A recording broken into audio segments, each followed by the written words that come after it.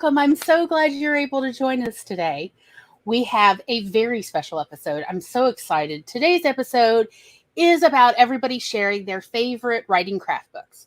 So we really would love everyone in the chat to let us know their favorite writing craft books, preferably if possible, if you could tell us both the title and the author so we could look that up. So essentially, all the books we're going to talk about today are curated because at least somebody has read them and is sharing like, hey, this is a good book versus it looks like a good book. I find there's a big difference, and I only have so much time to read books. So maybe I might be having this episode for personal reasons. Who knows? I'm not promising anything. So with me today, we have some awesome guests. I'm so excited to introduce you to. You know her. She's amazing. This is going to be a lovely, maybe slightly spooky season episode. It's Laura! Woohoo! Yes! So exciting! And then, guess who I got? An absolutely wild Spence is here! Ha! It's real! With a beautiful, beautiful hat. Yes, excellent, excellent hat. And then, you know her, we adore her from all the way across several ponds. It's Amy! Woohoo! Hello! Oh, so exciting! And of course, my best friend, technical producer, and brother, it's the awesome Tom! Yay! He made hello. under social obligation, but what does it matter how he got here? It just matters that he did. So yeah, here we are today. Let us check in the chat. Eva is here. Hello, sweetie. Dealing with some unreliable internet, unfortunately. And Charlie is here. Hello, sweetie. I was just thinking about you. I hope you're doing well. How has the visit been? Laura! And Spence! And Amy! And then I'm sorry, I just had to. I'm just very excited today. It was beautiful. Thank you. And then writing Violet, hello, sweetie. Yeah. Glory! Not to be forgotten. Well, here we are. Would anyone like to do an intro? They are entirely optional. Not required. Nope, that's fine. Or would you? Is it like I'm like trying to read the body language and don't. Sure. You want Laura? Okay. All right, Laura. Let's make the things happen. There we go, Laura. Doesn't know me yet on your awesome circle, but my name is Laura Nettles. I have a channel called Laura Nettles, and I am currently vlogging my draft 1.5 of a middle grade horror. So come follow along. I finished draft 1 and it was way too short, so I'm making that the first half and picking up and continuing on. So. Puppy! Yay! That's me. Good stuff. Would anyone else like to do an intro? You could just avert your eyes. Sure. Okay. All right. There we go. And hello, Nia. Hey, I'm Amy, also known as Shiny Knight. I mainly stream on Twitch on Thursday, Friday, Saturdays under Shiny Knight. I game, but I also do a lot of writing sprints. And I'm currently writing my first draft in my Cyberpunk series. Excellent. Excellent. Good stuff. We good? Or okay? I don't do intros. No, that's all right. That's absolutely fine. I too do not like my intros. I have written countless ones, and they all no, I don't. I don't want to show them off at all. I'm a grand bean. Oh, thank you, Charlie. I don't. Yeah, I'm like, what is a grand bean? A human being. Oh, okay. BFG. Oh. Yes. Okay. Excellent. You are a grand bean, Laura. Good stuff. So, here we are.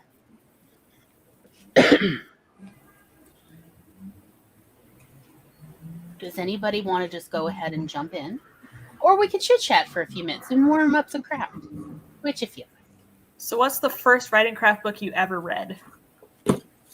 And did you like it? I loved it. Yeah. Yay. This was one of the first ones I ever read, Creating Character Arcs by K.M. Weiland, and it is Super helpful. Like, Yes. All Lives- of her stuff, it's hard We not to love all recommend her enough. Because she actually, puts in the time to make it succinct and effective. It's not, one chapter with, 2 sentences of actual Useful useful stuff. information. That's nice. Yeah. Like it when they get to the So if point. you ever see a title that looks interesting from K.M. Whelan, it's probably a good idea to just go ahead and get it.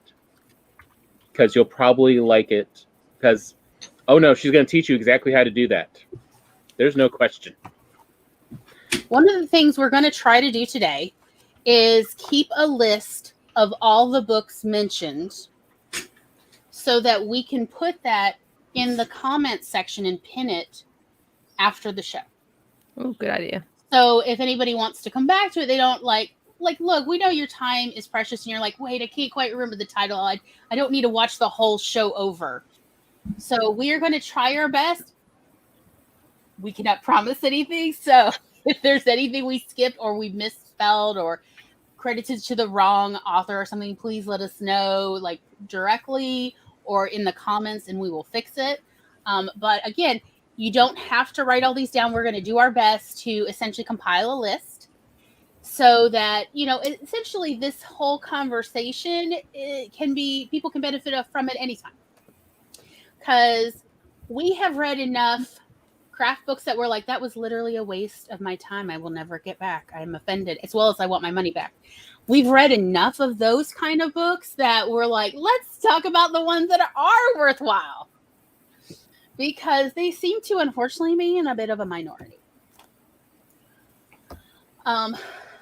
Okay, so first writing book I ever read, I don't remember. I was like, I know I read something as a kid. I just don't quite remember it. But the first one that I really sunk my teeth into was probably The Elements of Style by Strunk and White. I have it on my shelf now to be read. I have read it cover to cover 3 times, as a novel kind of. And the first time I did it, I'll just say it, I read it in the bathroom. I kept it by the toilet, and every time I'd sit there, I'd pull it out and read it. And I got through it in a couple months that way, because it's not a big book. It's quite slim. But it's so packed in there that I honestly believe that just,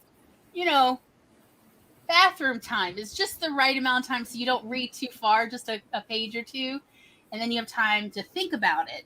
And then you go back and read again, the next bit. So I actually think that was probably the best way to digest that book. And it has really my writing game immediately improved. And I was reading that back when I was primarily a nonfiction writer originally, but I've read it as a fiction writer as well. It's excellent. Writing Violets also just got it. I think that there may be, if you're into ebooks, I think there may be a copy on archive.org that it's out of, or the Gutenberg Press, it's out of copyright. And for anybody interested in that, because writers tend to not have that much, financial resources available at any time, let us know and we'll do our best to see if we can find,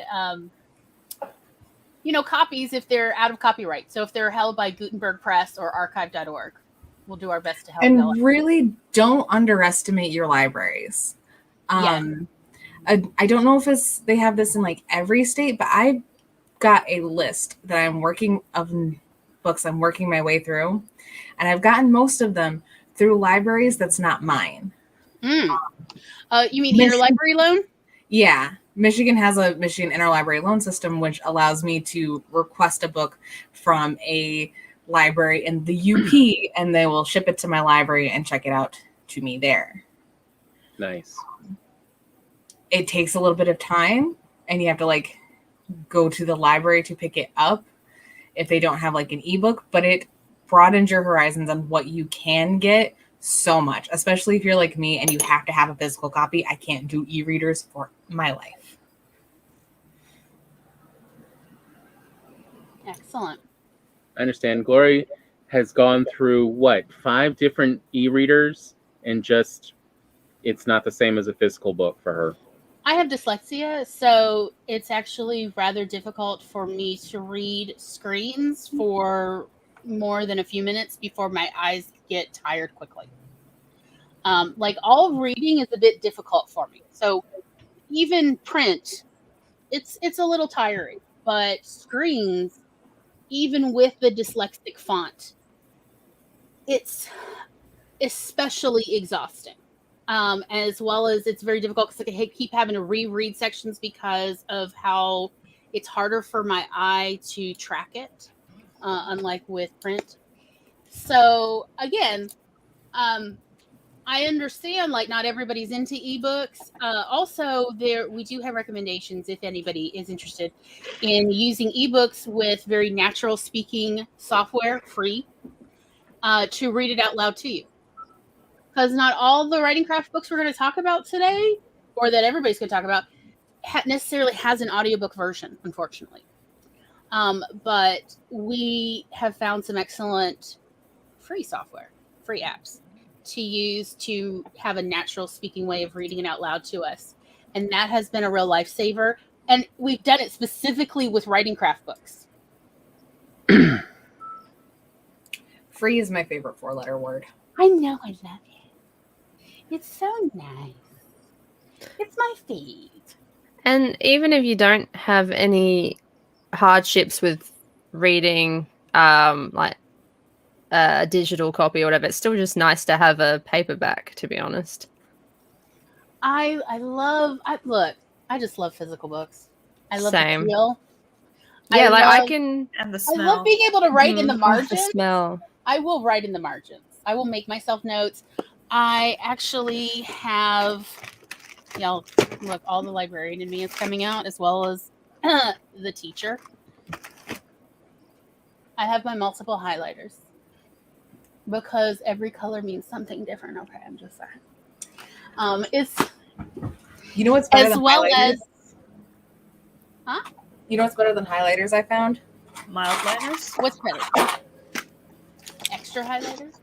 Crayola Crayola. super tips. Ah, You're- nice. They're all. I got a box of 800 or like 80 of these things for $4. If you just watch it like 2 years ago, if you just watch it the right time of year, and you get Mhm. all the super tips, and they are transparent Hmm. and they are cheap, Ooh. and you can soak them in water to rehydrate them to get some new life out of them. Very nice. That's what I do And then- love about Crayola. And there's always post-it notes as well, if you don't want to write on the book, which is always good. Because then you can put like little, you can put little notes on there and then stick it in the book, and then you're fine. I have been known, when finances being what they are, to take like little sections and then cut them to make them into flags, which you could still write on. Oh yeah, I highly cut mine in recommend half. Super stickies. Because it's rude when they fall off. Yeah, it is. Mm-hmm. They had Yes, one I do job. My God, I do. you are set. Now they have Are you- post-it notes Did for you not think I outdoors. was an actual teacher? Oh, you have the supplies. I mean, just going down the stationery section is dangerous anyway for writers. I Gosh. think Yes. that stuff is addictive to buy. Yeah, and then I've got like free floating pens and pencils and highlighters that, for a variety of reasons, are not in the bag. These little guys are wonderful.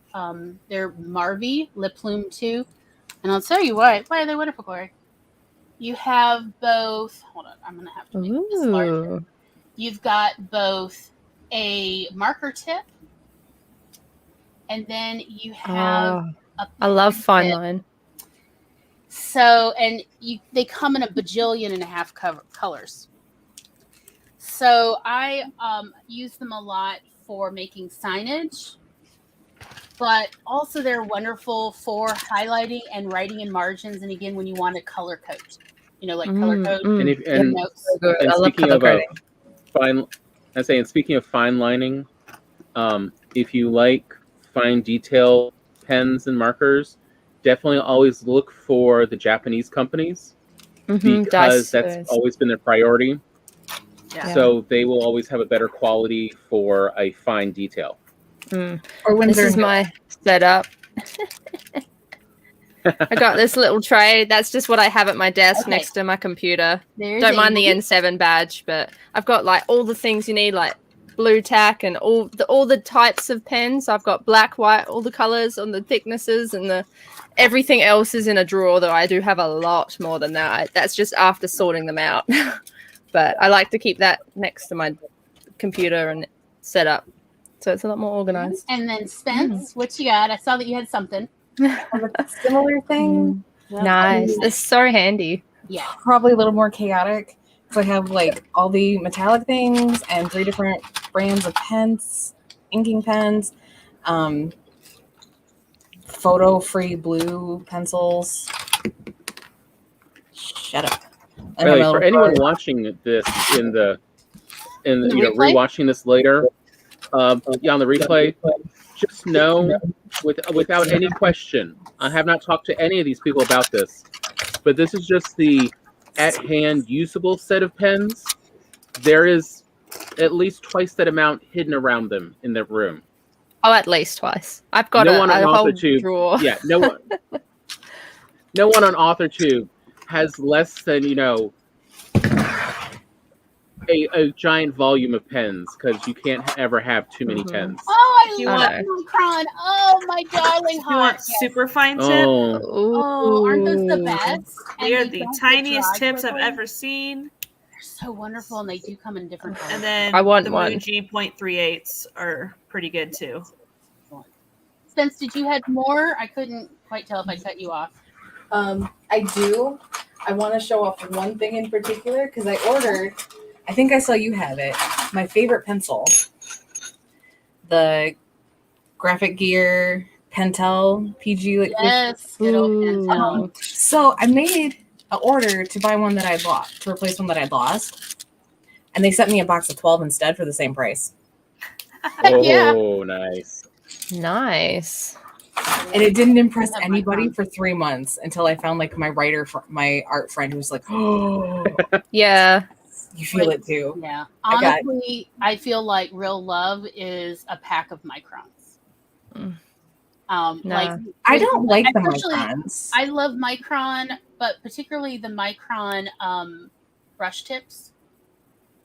I say not the regular ones. But yeah, will their go brush tips are over really. the brush tips. I haven't found anything as good as the brush tips. Yes. But I have used Draw the a mustache on micron. myself. I have used them like for all sorts of stuff. I love the micron because they don't dry out like so many other fine tips. But every pen, every marker has its pros and cons. And again, we're not shaming anybody, because if it works for you, that's all that we care about. That's what's most important. Yeah, versus Gloria's actual writing pens are they're Frankensteins. That's funny. Some people will meet in the middle of the night to show off their cars. Writers, though, will show off their pens. I don't like the microns. I'm a whore for Winsor Newton. Like, we're just gonna throw that out there right now. I use theirs, I mean, which are I say Windsors are Oh my God. really nice. yeah, Mhm. it is super pleasing. I need to go buy more pens. And they're cheaper than the microns, and mine have lasted twice as long as the microns I got were. Which The is pen I use the most for whiteout purposes on my writing is this one. Hold on, let me get you over there. yes. Okay, so that's actually where I was going next. I was going to talk about Frankenstein. This is my favorite white ink pen. So Unival Signo Broad. my favorite pen, and it took a lot of research actually. What was it? Jet Pens, I think was it Jet? I have to look it up. I want to say it was Jet Pen's YouTube channel had a lot of really wonderful videos, and they had a series. They had a video series for different kinds of writers, and it went with their blog posts about it. So the ones I found that worked the best for me, because I get cramps right here when I'm handwriting, but I really prefer to handwrite when I'm doing zero draft. But like these terrible, painful, stiff muscles and cramps, So I found out that the problem is I push down too hard, and that's partly where this is coming from. So my Frankenstein pen is a Uniball Signo 207, but inside of it is actually the guts to Pentel Energel. So frankly, what I actually did, since it turns out the Uniballs will take them, was I bought a pack of the Energels. And that's what I put inside these, because you can just honestly take them and replace them. Mm-hmm. And they're entirely replaceable, like interchangeable. So, and they're very affordable that way too, by the way. But that's what I found was like these chassis are so lightweight, but I love how smooth the Pentel Energel 0.7 is. So that is my Frankenstein writing pen, and I love her so much, and I have so many. So that's the one I love so much. But like again, everybody's got their own, and I highly recommend figuring out what works for you. Experiment. Even if you're not a heavy-duty handwriter, like you're not that much into handwriting, most writers handwrite enough that it's probably a good idea to find what is the pen that works best for you, that doesn't fatigue your hand and gives you that smoothness so it's not distracting. Yeah, like I've got a pen here, this one. It came in a pack and it's from Daiso. It's one of the Japanese ones, so it's really cheap and you get a big pack of them. But I like it. It's nothing crazy expensive or that, but I like the way it writes. So yeah, I think the Uniball Signo for regular ink is less than $2 each. Yeah, at Walmart at least. I don't know about other stores, but on Amazon it was similar. Sometimes you can actually find them almost $1 each. And then the inserts were less than $1 each. I bought a pack of 12 since I was like, yeah, I know, I'll go through it. But yeah, I bought a pack of 12 of these, and it was, I want to say at the time when I bought it, this is pre-Panini, it was about $10, maybe slightly less. They still stay sealed, so they don't dry out or anything. So that was pretty much what I did, was I went through JetPen's list of pens that are best for heavy pressure writers and honestly looked to see what was available in my town that I could buy from Target, Walmart, whoever locally, and try those out first before I order all sorts of pens off the internet for more. So yeah, because like I liked the Pentel, but it's a little too big, it's a little too thick, the chassis, for my fingers. It was a little too much. I needed something slightly smaller but still very lightweight. That's just how my hand is. So yeah, I do recommend people find their pen. And the only reason I did all of this was Sharpie pens, the retractable ones. They discontinued it and would not admit for several years that they discontinued it. You mean these? Mm-hmm. It's not the actual pen. It's do I have any of these left? Yep, I do have one. All right. It's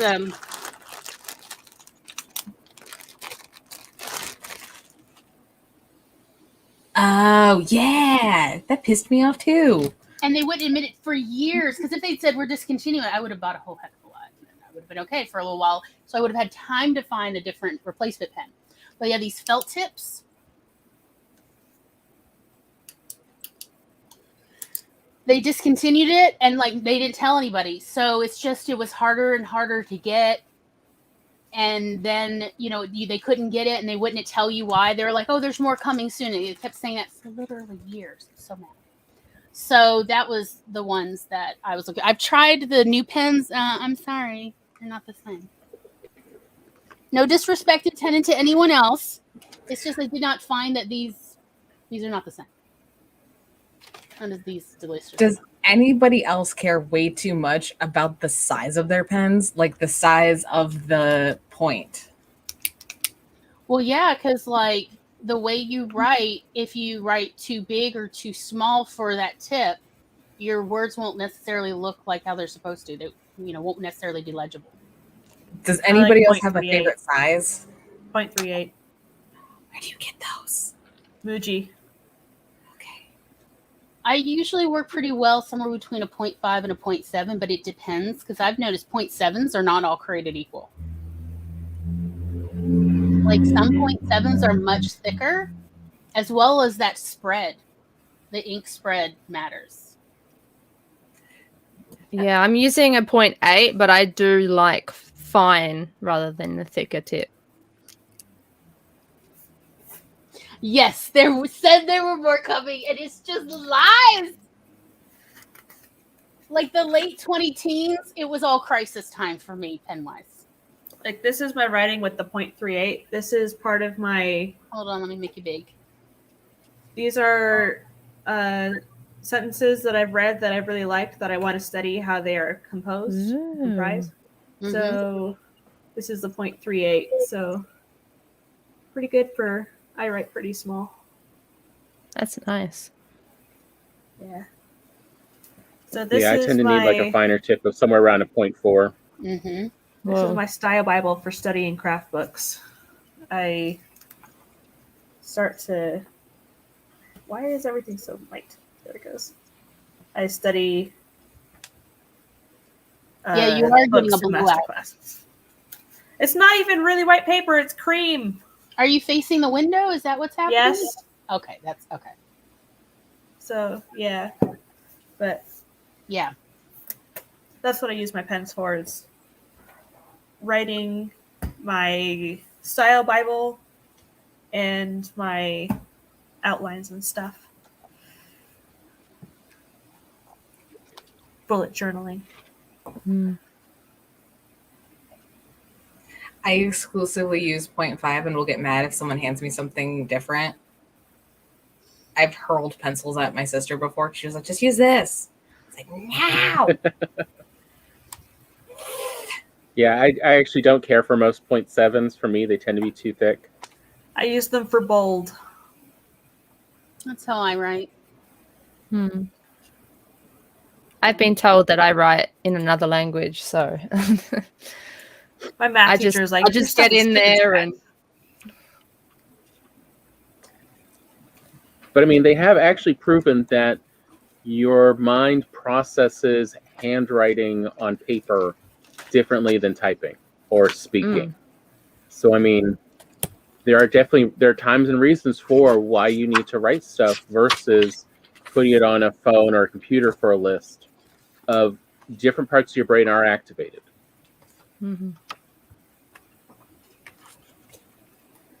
I will go ahead and mention, while we're talking about reading,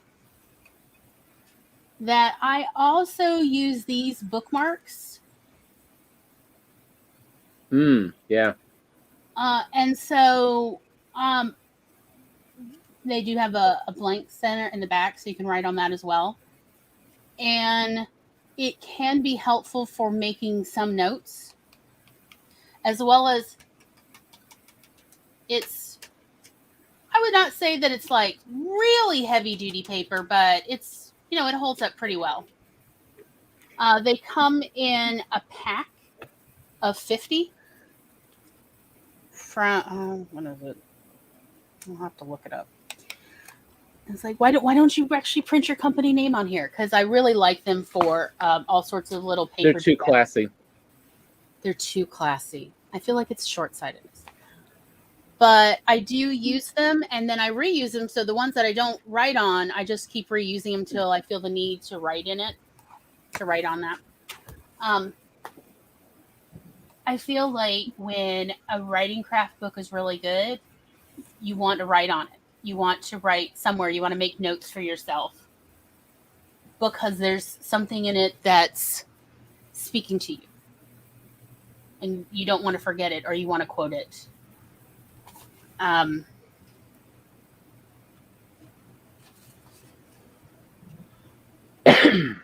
Like where I have circled areas of this book. That is why I do recommend, like, if you're just checking out a writing book, you're not sure if you'll like it, go ahead and get it from your library. But if you find that you're like, this is a wonderful book, I want to reread it, then it's definitely go buy it. Yeah, I like to highlight one. I read it through once to see if I like it, and then I go back and read through and start highlighting and writing notes in my style Bible.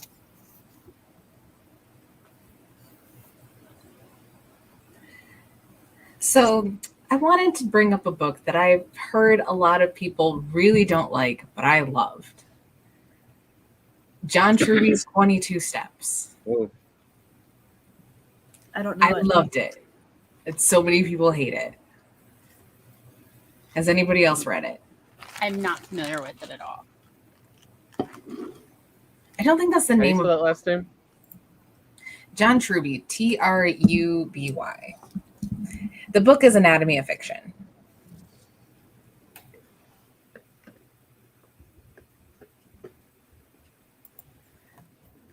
I think it's Laura Wrights did a review on it, and she hated it. I was like, I see why you hated it, but I don't care. I love it. Well, I mean, like, it stands to reason that not everybody's going to like every book, in part because different brains process knowledge different ways. Not everybody is going to like Strunk and White's Elements of Style. Like, I would be shocked if they did. In fact, I would think maybe it's just, sort of like The Emperor's New Clothes, where everybody is saying they like it, but in fact, a lot of people are like, this is crap. So, like, if some people don't like it, then I think, oh, well, maybe it is actually something that might be useful for some people. So, Spence is not alone. yeah, Charlie likes it. Yeah. The biggest issue people seem to have with Anatomy of Fiction is John Truby has that writing style, like in nonfiction, of he writes it like he expects you to follow him verbatim. Mm-hmm. And a lot of people really don't like that. Because a lot of them, she does the balance really well. You can do it this way, or you can't, doing it this. Shut up, phone. Sorry. I don't like wishy-washy language in my nonfiction stuff. And a lot of people really seem to want that, I guess. Because John Truby is like, I am your professor. You are doing it how I say. And that bothers a lot of people in a way that doesn't bother me, because he's not in the room with me. He can go fuck himself for all he cares. Oh, sorry. I don't know if you should want me to swear. It's okay. Don't worry about it. Okay. Number one, I'm not monetized. Number two, we used to attract a bunch of teenagers, and yes, I know they curse, but they're also little tattletales, and teenagers will report you in a heartbeat. So that was the actual reason I cared. Look, I'm just saying this as a former teacher and librarian. They're little sociopaths. Anyway, so I love teenagers. So how does the language in the craft book affect how you guys perceive it and absorb it, I guess? Do you have a preference or notice? I find like craft books that are very boastful. Like if you do what I tell you, your hair will straighten and the coffee will be made every day, and the birds will sing and dress you or whatever. I don't know. But like that kind of boastfulness to be a bit of a turnoff, because I'm like, you're working real hard to sell it, but what are you actually selling? I don't need the sizzle. I need the actual hard knowledge. There was one book that Tom and I read that was part of like a writing craft book club thing that we were in a while ago. Y'all, there was 4.5 pages of actual information in a 80-page book. We were so pissed off. It was like, I will never get this time back. How could you? I was so ticked off. It probably wasn't even 4.5 pages of actual information. It was probably like 2. It was truly a fluff. He just kept talking about, the author kept talking about how this is going to change your writing and all this stuff. And then, there's actually only not even 1,000 words of information, of real information in there. And that ticked me off. And it's not the only time I've experienced it. I mostly come across it with dare I say, certain kinds of YouTubers, and I'm not talking about anybody normally necessarily on AuthorTube, but like it's like a general kind of very boastful approach to some YouTubers, the way they present themselves in their videos, and I'm like, It's all flexing. it's all privilege of like, wow, you came from a place where you think it's absolutely okay to make a video about nothing. And I don't mean a lovely video outside where, you know, butterflies and bees are, and I'm just showing you micro shots. Like, no, I don't mean that. That's fine. I love atmospheric videos.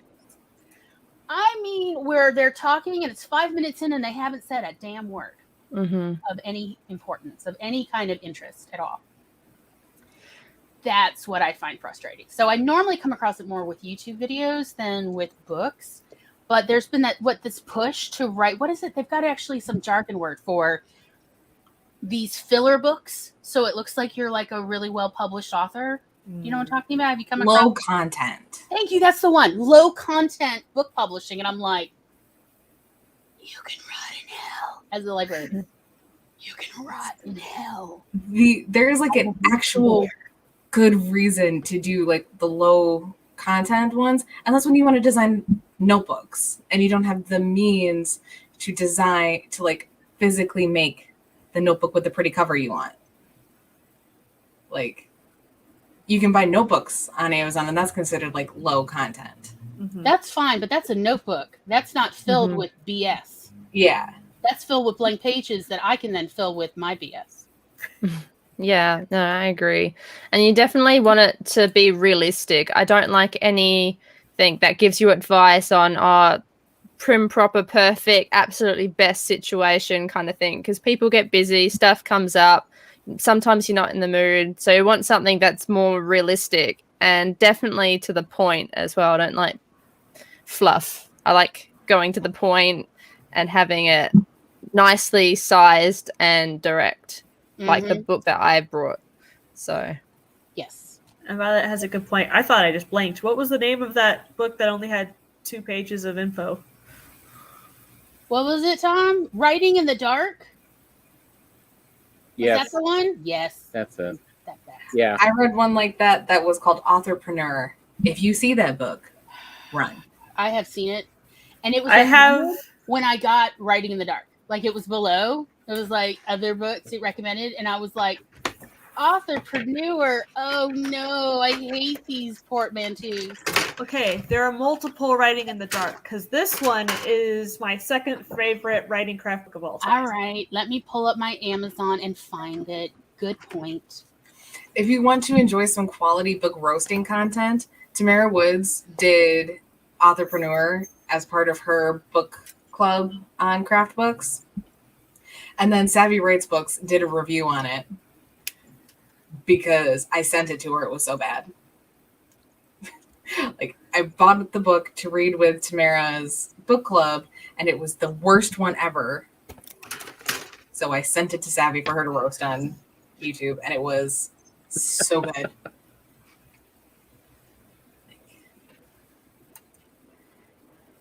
So there it is. Writing in the Dark by Dean Wesley Smith. Okay, I'm pulling it up. So I normally don't do this. I'm normally like, but no. You know what? Save your money.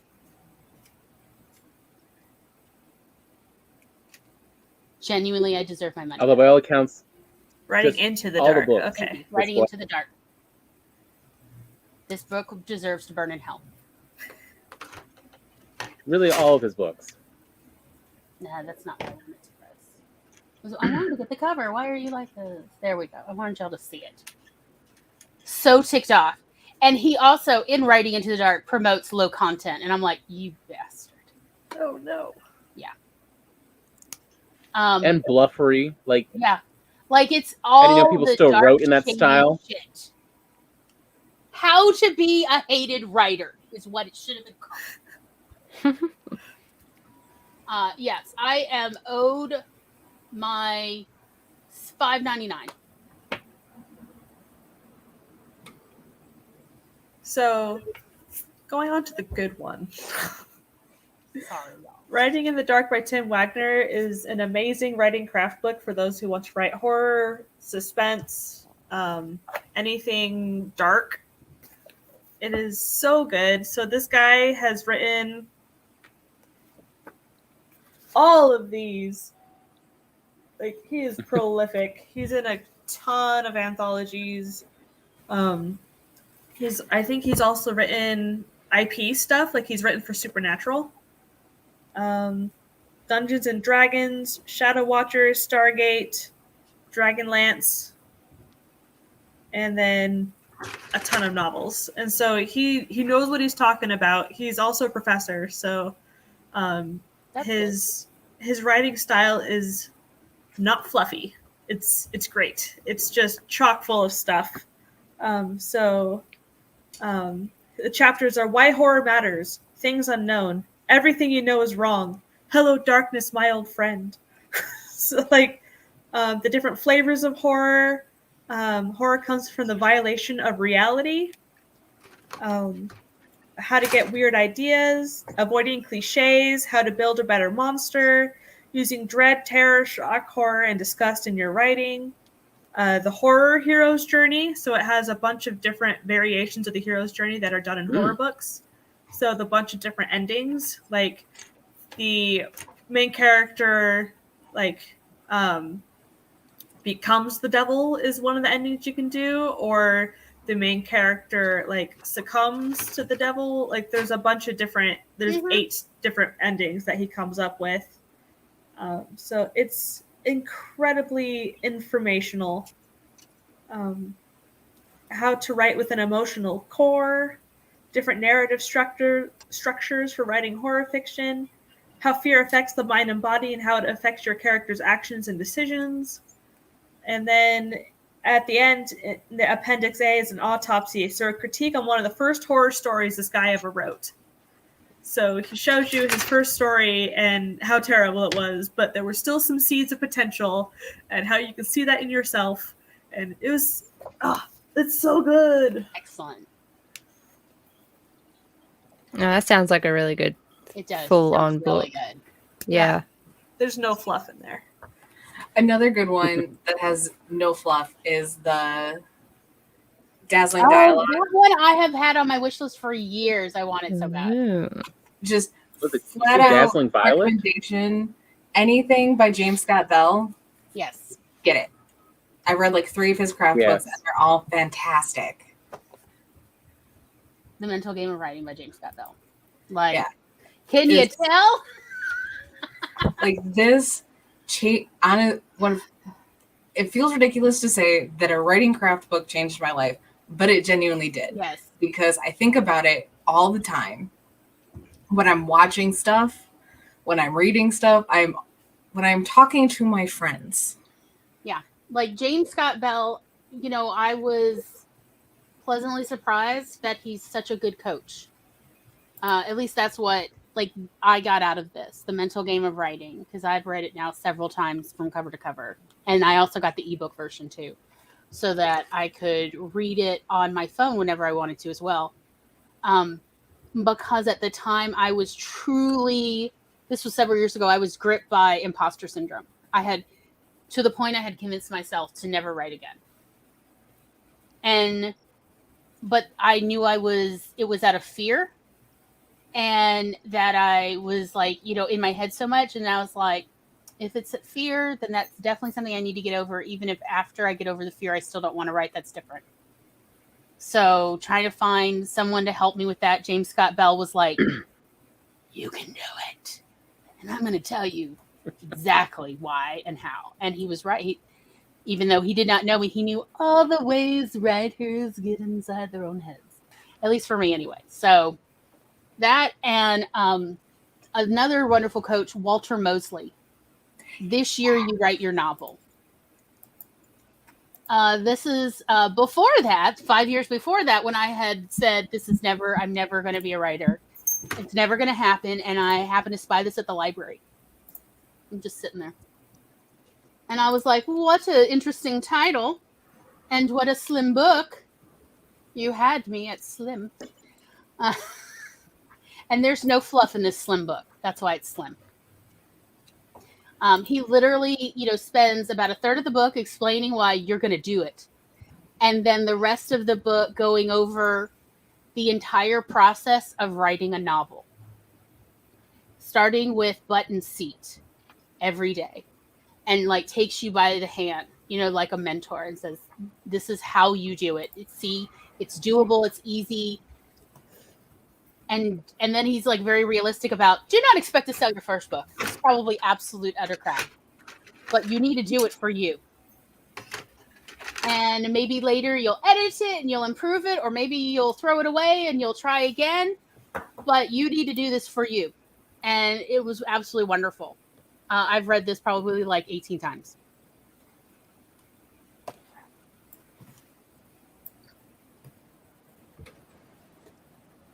But apparently Charlie feels that Laura's one on horror is also just great titles for albums. All those chapters. Some of them are songs, like Hello Darkness, My Old Friend, or choruses.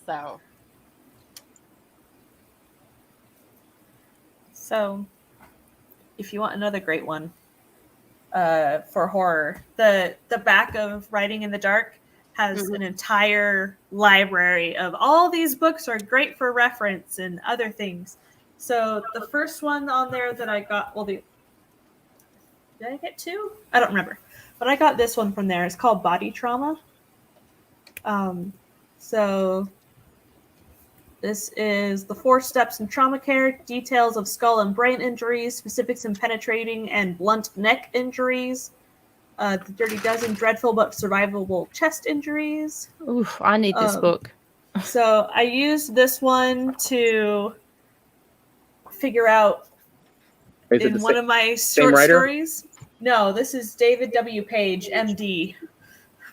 So, yeah. So I used this in my short story where a guy gets his arm jerked by a Lovecraftian monster. And so it rips his muscle and it rolls up under the skin. So I used this book to help with that.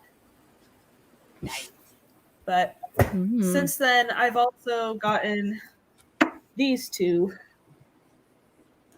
So, Blood on the Page. This is give your characters wounds that are more than skin deep. How typical and atypical wounds would be treated and how quickly they would heal. How to plot your injuries in stages. Thorough sensory details to accurately describe each wound, including appearance, sound, and feel. Medical terms and common slang used when describing each wound. Insight into temporary and permanent disabilities, and much, much more. Yeah, because I usually just go to the Google search and I just research intensely about particular things of what I'm looking up to. So that would be a good go-to and a lot easier to find the content. Yeah. This one is how wounds and injuries, how you can use them to the greatest effect in your story. Learn not only the 6 critical parts of an injury plot, but more importantly, how to make sure your injuries you're inflicting matters.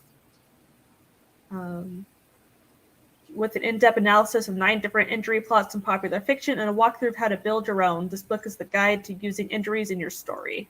Written by a paramedic with a decade of experience, naming your characters will teach you what to do and what not to. Nice. I need to get those.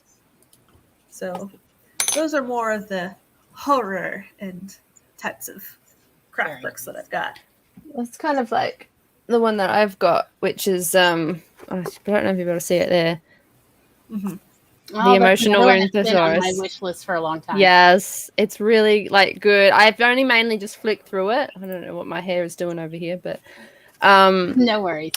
Yeah, it's pretty good. It's only about that thin, but that's because it is very compact and it's very direct. So, and it's really easy to navigate.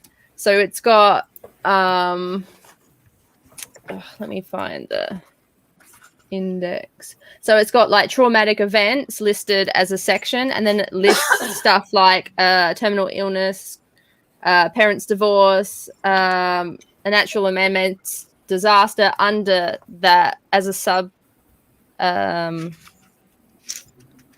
subchapter kind of thing in the section. So you can if we can Mhm. see. Yeah. So it's really easy to try and find things. So if you go, oh, I've got a mental trauma, then I can find, you know, like there's failures, mistakes, injustice, and hardship, and then it's got all of the things specifically under that. It also just gives you ideas. So let me find something. Finding out one was adopted, and then it will show you examples of things you can well, it's not really being told about being adopted by one's parents, learning about it by an accident, or jealous or spiteful relatives tells you. So it's got examples of how you can actually implement it into your story, or at least spark ideas that might help you.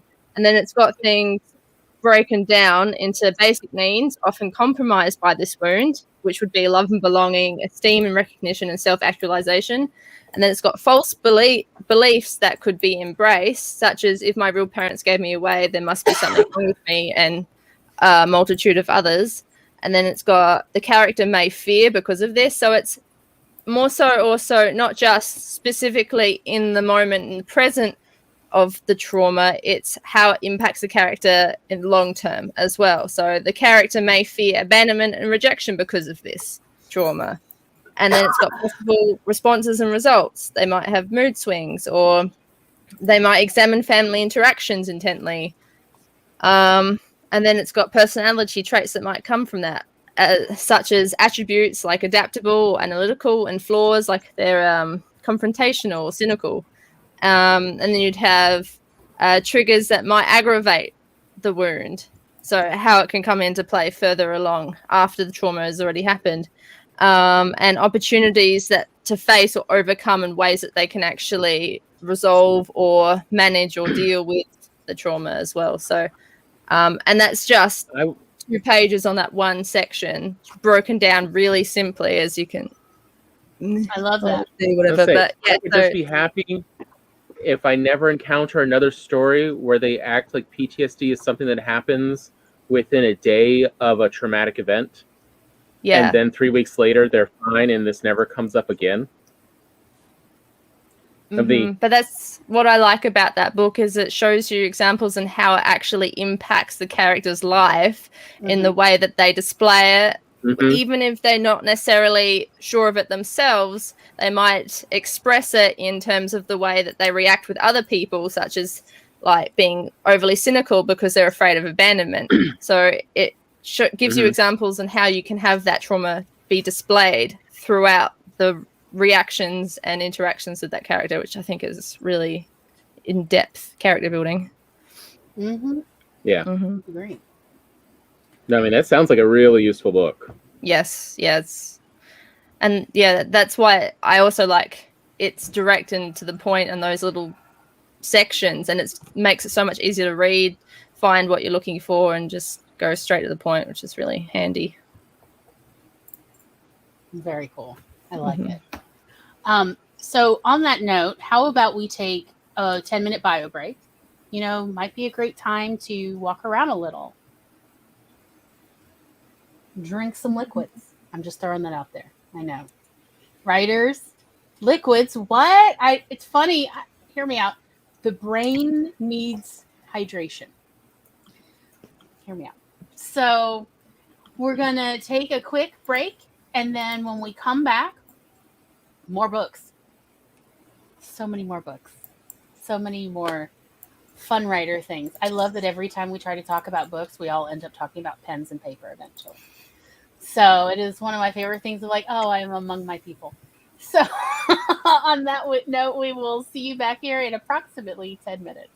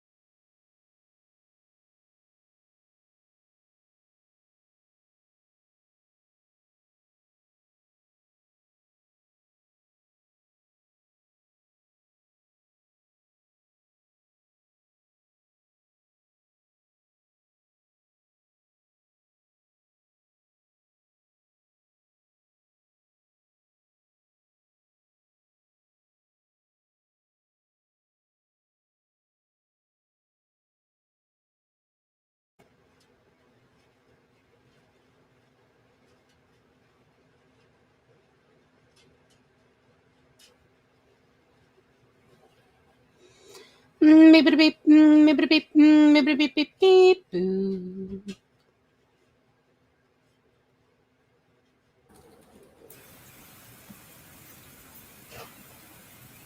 Hello, hello. Hello. Welcome back. I blame Charlie. I got the War of the Art on that break. Nice. I was also on Amazon and eBay, so looking at books.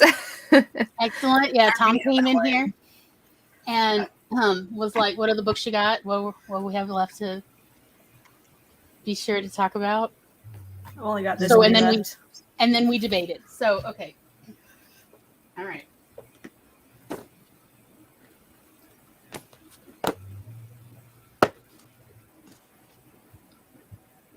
This is what I have left to talk about. Where shall we go? Oh, I know. So before these guys, as wonderful coaches as they are, and I really do recommend, anytime you're doubting yourself, you question yourself, Walter Mosley and James Scott Bell, mwah, fantastic. But even before that, when I just felt like I feel like at least some creative people, even from a young age, know they're creative. They may not know their medium or mediums, but they know that, people are like, you're not like other kids, is you? I may be directly quoting some people from my childhood. But you know that you're a creative person or you're a bit different and you love to make things or dream and share those dreams with people. And that is where Austin Kleon's Show Your Work. Again, may I point out what a lovely slim volume. I have dyslexia. I use these as a bookmark, so it's actually this thick. I have dyslexia, so thin books are very appealing to me because I don't like filler. It's arduous for me to read. So I want it edited down. And ironically, I do enjoy a certain amount of purple prose, but not in my nonfiction. In my nonfiction, it's like, get to the point. So Austin Kleon talking about Show Your Work was really about how, as a creative person, as an artist, it's really how to both share your work, your creative work, but inadvertently find your community. And there is a second book, Share Like an Artist, and that one also would go together. I got that from the library, which is why I don't have my own copy. How to tell good stories. And it's really about finding your community, sharing your stuff as honest, how do I say, a way to flesh out other creatives in the world so that you don't feel alone, because that loneliness as a creative person can be suffocating. As creative people, I think we need encouragement and support more than most other people need in their everyday lives, because we're really sharing ourselves and our past, and we're putting it out there, and it's vulnerable. It's scary. It just is. And so without having that reassurance of, yeah, no, we really appreciate that you've done this. You've shared this experience or this idea, this art with us, and we really appreciate it. Without having that, you just feel like you're just a worm hanging on a hook. So that is where being able to flesh out a community by making work that you can share with others and then they can respond and support you is very important. So even before these guys, Austin Kleon's work really was helpful. And as I said, it's a fast read. After these guys, I accepted, okay, well, maybe I really will be a writer. But how do you do that? I don't know any writers, professional writers personally. And that is when I found Starting from Scratch by Rita Mae Brown.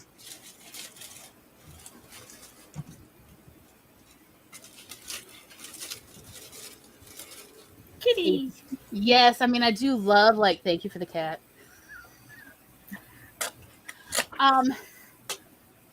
What I love about this book, there is a table of contents. And part 1 is about her. And she says because her editor was like, you need to tell us about you so that the reader will be interested in reading further. And she's like, no writer cares about that. Why? They want to know how to be a writer. But so she's like, under protest, I put this chapter in, and I love that. But the part 2 and 3 are the meat of it. So part 2 is about you, the writer, the beginning of all literature, your body. She's absolutely right. You need to take care of your health. Otherwise, it's much harder to write when you're physically not as strong as you need to be. The chapters are guzzling and snorting, sex, love, and rock and roll, the ivory tower and the city desk, and computers and other expensive knickknacks. Okay, this book is old. All right. Because she makes like a really big ploy why you need computers. I know, it's amazing she didn't just put word processors It's and adorable. other expensive knickknacks. And then in part 3, the work, she actually goes over like a lot of the mechanics of writing, such as words as separate units of consciousness, the 2 English languages, verbs or put the pedal to the metal, the passive voice or the secret agent, and so on. Like there's a chapter on dialogue, there's a chapter on character development, plot, and so on. And part 4, ad hoc. The good, the bad, and the ugly, or readers, publishers, and critics. Literary vaudeville, the road tour. She actually talks about like going on tour as a writer. I really appreciate this woman for putting in a reading list that goes pages and pages, and they are organized by publication date, by the way, starting with 665, the year 665. Just saying. Because she's like, you're a writer, you're going to need, this is again before the internet was really big, and where if you needed these reference books, if you didn't have them in your office, you couldn't necessarily depend on a library. John Milton, of course, is in here, as well as Jonathan Swift. This goes on. It goes on. It goes on. Hold on. Have we gotten to? We're in the 1900s. Still going. She pretty much, yeah. This is the whole reading list, and it's every book she had in her library. So all her reference books, and by the way, they are cited correctly, so that you could take it to a librarian or a bookseller and go, I need this book.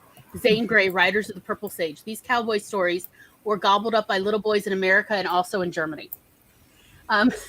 It's just every book she had in her library at the time, including all her reference books as a writer that she regularly used. And she goes over in another chapter every piece of equipment in her office at the time. So not just her word processors and things and her whiteout, but her desk and what, to look for in a good writing desk and so on, as well as, of course, you need to pay attention to where will you put your inevitable cat or cats. I appreciate the truth in this. And she's like, or dogs, because she also has dogs. And she's like, you need to go ahead and just figure out where you're going to put them because they're going to be there. And if you don't figure out a home for them inside your office, their home will be on top of your computer or typewriter. So, shorthand novel versus screenplay. They love that warmth. What? Pets love to be wherever your hands are because the hands are happiness for your pets. So, who is Rita Mae Brown? She's written a whole bunch of novels, but way back when she wrote Slumber Party Massacre. And she goes side by side the difference between writing a novel and writing a screenplay, and what you need to know. What are the differences? In case you should eventually, one day they want you to write a screenplay. You should know. She's like, learn from me. Writing plays, writing short stories, all of it. If she's like, look, this is the manual you need to know as a new writer. Here you go. I wrote it out. And then my publisher was like, you need a chapter about yourself. So she wrote about herself, which I mean, it was kind of interesting, but it had very little to do with being a writer. So that is when I thought maybe I actually could do this, because Rita Mae Brown broke it down step by step. I would highly recommend, if you are like, I would like to maybe be a professional writer and eventually support myself. She actually goes over, for a while, you're going to need another career, and recommends real estate to like be a realtor. Because she's like, it's a wonderful career for writers because it doesn't necessarily have set schedule. She goes into this of like, but she goes over what writers kind of need to look for in a career to support them till they actually are able to support themselves as a professional writer. I appreciate this kind of honesty, and also what, as a writer, you should be looking for in other careers to support you until you get off the ground. I mean, yes. So, because I love science fiction and fantasy, I do recommend the book, The Tough Guide to Fantasyland by Diane Wynne Jones. It is written like an encyclopedia. So, She's such a good author. I loved Howl's Moving Castle. she has a map in here, how to use this book. There's some instructions on how to use this book.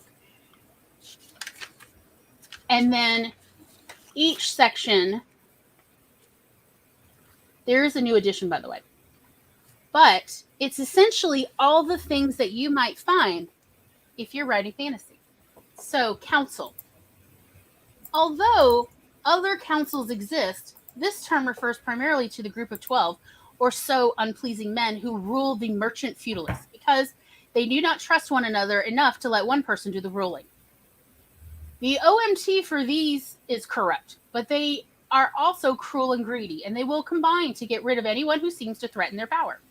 Most tours do this, so be prepared for councils to have you assassinated or put in prison on sight.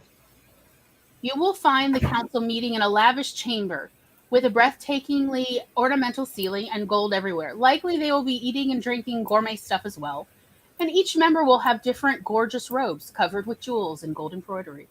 Some will be piggishly, swinishly fat, some thin and wrinkled, but it makes no difference. They are all pure poison. Above all, avoid being owed money by them. You will never get it. It's just like telling you everything like you find in fantasy worlds. Let's see. City of Wizards is normally quite a good thing, since only good wizards seem to be able to live together. This city will be on a hill in some place that is hidden / hard to get to and surrounded by inviting green lands, tilled by non-wizard underlings who also perform all domestic chores. Houses will be of stone, often white, and their shapes gracious but odd. Perspective and distances will be a bit strange too. If the effect of this is all rather stately, the city will be full of white-robed mystical masters out of whom no one will be able to get any sense. If the effect is more homely, the wizards will be more like human beings and may quarrel a lot. In fact, they will seldom agree on anything. If the place is organized as a college, do not expect anything but wizardly bickering. There have been cities of evil wizards in the past. Tours will occasionally come across the sites of these reduced to glassy slag during the ultimate disagreement. And so on. And it's like a rough guide to Fantasyland. I find that this could actually be very helpful when you're first navigating, like writing sort of proto-fantasy stories, as well as when you kind of have an idea of what is the norm, then you have a better idea of when and how to break it for your own stories. So I found that very helpful. And also, frankly, it is hilarious. It's just hilarious to read it like a book. Okay. I have 2 more, but I will wait because the show is still young. Anyone else? There is much to share. I mean, if y'all have nothing to say, I will go on. I think Haley also has this one. I do also have that one. What is it?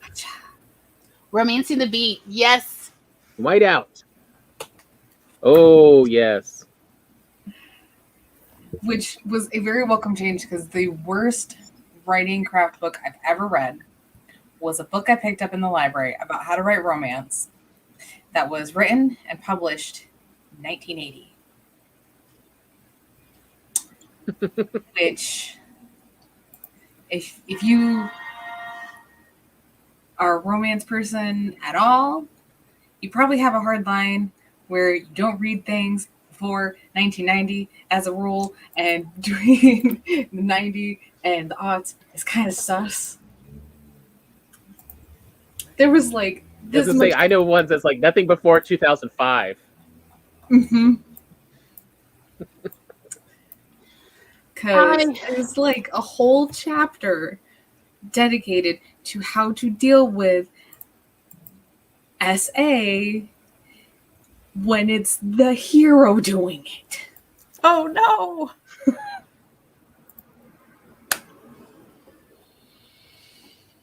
And the whole thing in general was just really bad because part of it was you had to make sure that the heroine was like vulnerable and the hero had to get married and it had to be her for whatever reason. It's like, let's not. I think I'd rank that book as a worse read than Authorpreneur. Just having sudden flashbacks to Bridgerton. Yeah, I feel like there's some authors who are still working romance authors who are going off of that kind of. Yep. Oh, no bueno. Not okay. I don't like. I mean, like Lori. I mean, I remember when Lori discovered that at least romance is organized enough that they provide beat sheets. Yeah, Mom and I. And in story writing, beat sheets are fascinating. So way back in the early 90s, I was in middle school and I was reading a book a day, and they were all Harlequin Joe and Silhouette. I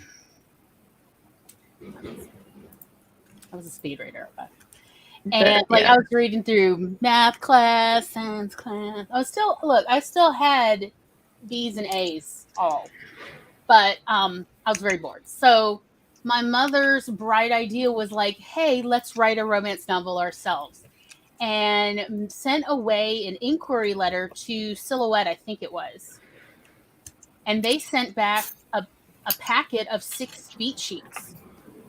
And they said, these are the beat sheets that we primarily buy, manuscripts that are based on these. They said, technically, you could go off script from these beat sheets. However, they're far less likely to buy your book. So just know that. That's literally kind of how the letter was written back. And it was like a form kind of letter. But we went over these, and it was very enlightening for me as a middle school kid, as 7th grade, to be like, oh, wait, these are, especially Silhouette versus Harlequin's beat sheets were slightly different. And Avon back then, this was before they were all buying each other out. But yeah, Avon was around and their beat sheets were dramatically different. And I think Avon had an entirely dramatically different beat sheet for nurse romances than other basic romance. But like Avon, I want to say it was Avon did not buy supernatural romances versus Silhouette would. And that was why Mom had it mailed away to Silhouette. Avon wouldn't touch supernatural. Versus like, I love the cowboy and the angel trope. I also love cowboy angel tropes. Like, the angel was a cowboy. Or how about just, the haunted mansion? Yes. I also love an angel leaves a baby at your doorstep and romance ensues. Like, and yeah, Silhouette would publish those versus like Avon. It was like, I'm just gonna say it. Y'all can hate me. It was old lady romances where it was all like nurses and It was mostly nurses and then your real run of the mill. Like, why did they have so many romances based around florists? Flower Like, shop most- AU. Most small towns only have one florist shop. So what is this about? But I don't know. Mine has 3, and there's like 5,000 people that live here. that's a lot of florists. It's a lot of florists. Yeah, that is a lot of florists. Like, Mhm. y'all buy flowers? Is that like a thing? Like, I guess it's because like here in the deep south, you could just go out to the yard. You could go out to the highway on the side of the road to pick so many wildflowers, and they're really beautiful flowers. So maybe that's it. Hi, Heather. So yeah, I wish we Also, still had Laura, those. you have no idea how many florists there are in town. They're not reputable. I mean, there's a lot now. Well, a lot of the florists, at least at one point in town, were almost, and I would go in and like they were almost exclusively delivered to funeral homes. Like that was that most of their business. At least the ones in my town, I like to reward myself. Like if I finish a milestone in a draft, I'll go and like take $7 and be like, I need $7 worth of flowers for myself, Right. and they will hook you up. Yeah, I like that. Yeah, like no,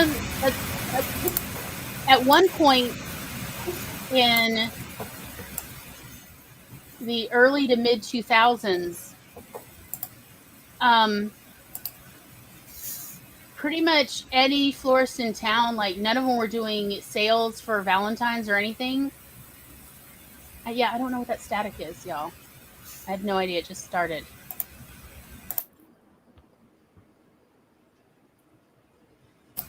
I don't hear it, so is it me? Yeah, it's you. It's just the Oh, it went outside of.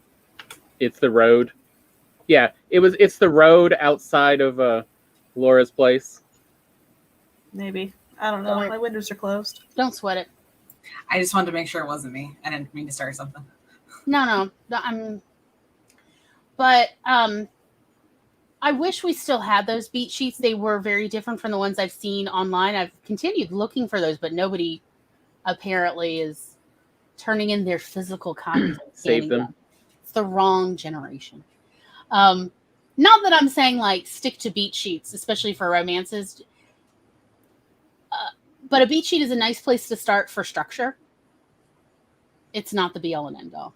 It's just, but it can be nice. When you're like, well, it's already structured, and to a certain degree, as we will be going over next Monday, when we talk about the romance genre, what romance pays for all other book publishing. Romance pays the bills, y'all. And romance readers are the ones paying those bills. So what is it about romance that keeps readers coming back? And our theory is dopamine. It's a lot of dopamine. And part of it, Romance novels or sitcoms? well, romance novels are predictable in their tropes. And that's where the reader only gets dopamine when they predict what's going to happen and then they turn out to be right. That's when the brain releases dopamine. Our brains are wired to be predicting machines, but we only get the payout when we are correct in our prediction. Because then you feel smart. Huh? Yeah, because then you feel smart. Well, but I mean, like you actually get chemicals. Your brain releases these very important chemicals you need to accomplish things, or even to sleep well. You need dopamine. You need enough dopamine to sleep. So people are getting it from romance. So that's what we're going to talk about on next Monday. Next book, anybody? Or else I'm going to talk about Wonder Book. I definitely want to hear you talk about that, but I have a very ridiculous suggestion as a good writer's reference book. Okay. Hold up. Let's get you big. Which version are you got? I'm running a 5e game. Oh, okay. And it's really helped cut loose on the storytelling. I'm not a pantser at all. Like, you want me to not finish a book? tell me I can't plan it.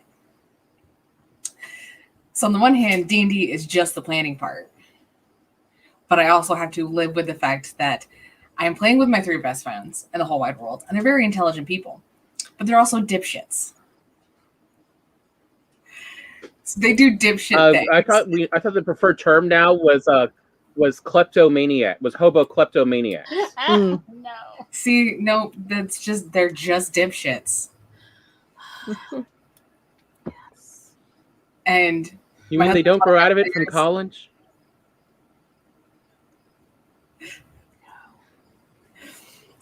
I have 2 players who have like no intelligence. Intelligence is their dump stat on 2 out of 3 of my players.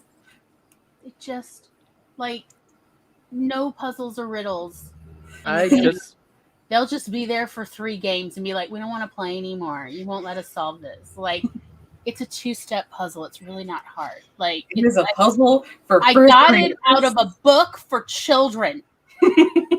Like 6, 7-year-old children, and y'all can't solve this. And you're not even drinking. But I saw an article today, no joke, on they're adding in a new mechanic in the next version for D&D. Uh-huh. Social mechanic. You actually have to deal with society. No! And when you talk to people, so many players will be left behind. Yep. I will add though, role playing your charisma check. Role playing is a really good way to help with the structure of stories though, because I've also GM'd games. Oh, yeah. I didn't use D&D, I used different systems. Sure. But it does make you have to like pressure cook a plot or an outline, even if it's somewhat flexible, because I tend to make mine at least have milestone points. But it still gives you that pressure to then kind of, you have to create something. You can't procrastinate. You got to come up with something.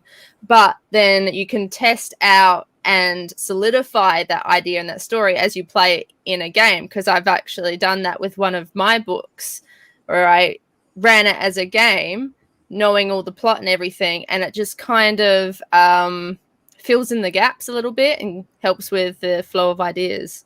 So it is actually quite useful. Yeah, it's group storytelling. How people would actually respond to it. Yeah, exactly. How you think people would respond to it. It's like auto feedback. How believable is this character? Yeah, exactly. It gives you really good in-depth feedback.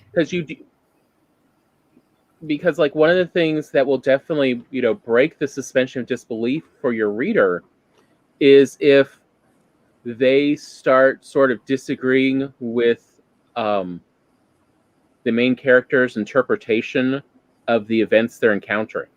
If they're like, why are they trusting this person? This person's obviously untrustworthy, yet the main character's trusting it so much. And it's like, why are they so stupid? It can start to break that separation from, just empathizing with your main character.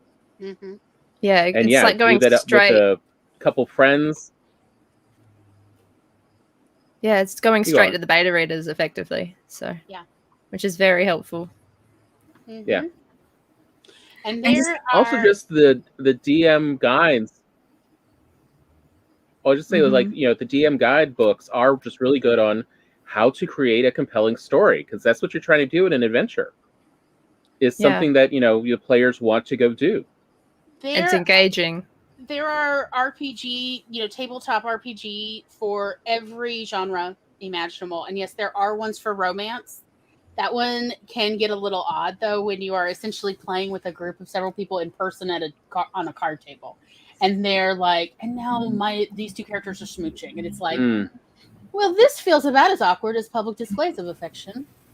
And we're just literally talking about, but there are like tabletop RPG for every genre imaginable. You can RPG like Mennonite country. I'm not kidding. Like, people have written out, GURPS for that. You name it, it's possible. And somebody has actually gone to the trouble of constructing this world building that you can just start rolling dice and join. There's this card game that my sister will play with. Like, okay, we went to England, and she brought this deck with her. We had to play it. Let me see if this is what it's called. Yes! It's called Dating Mr. Darcy. Oh, dear. Yeah, Marrying Mr. Darcy. Sorry. Okay. Oh my gosh, it's so fun. Even if it's just the two of us. We were at a fish and chip shop, and we were sitting on a stone wall eating our fish and chips and playing Marrying Mr. Darcy. So fun. Nice. Oh my gosh, it was the best. Yeah, and I mean that's what's pretty awesome about it. Anyway, I had to bust in with my card game. Yes, absolutely, I love it. Okay, so I guess I will go put myself in the hot seat on this one. All right, so Wonder Book. I've talked about it before.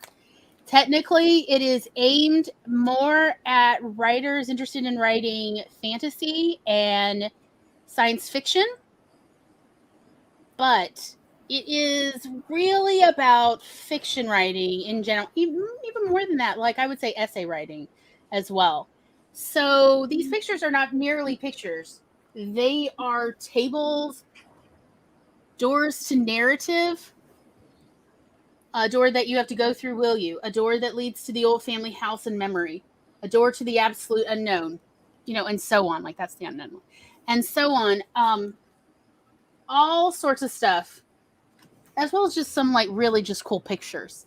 The essays inside are by people you actually know.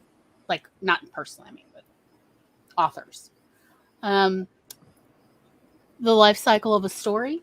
It starts with imagination, beginning, rough draft, these little tadpoles. Maybe the tadpole story abandoned. Additional drafts. Look, it's eventually the tail will drop off, y'all. And so all these different ways, but like there are, you name it, they cover it. Everything from chapter 1, inspiration in the creative life, and then all the essays under that. Chapter 2, the ecosystem of story. Chapter 3, beginnings and endings. For instance, when not to commit, novel approaches, instructional art. Chapter 4, narrative designs. Creating scenes, cutting scenes, intercutting scenes. Chapter 5, characterization. Chapter 6, world building. Chapter 7, revision, and so on. Yes, there are essays by George R. R. Martin and Neil Gaiman and everybody in here. Everybody, including other authors I'd never heard of, and I had to look them up and was like, that's really cool.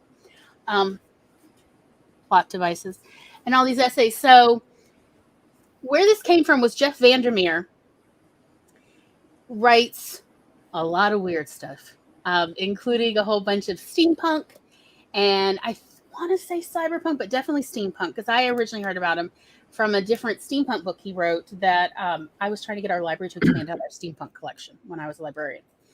And what he also had been doing for, I want to say 14 years, was teaching a high school after-school program for young writers.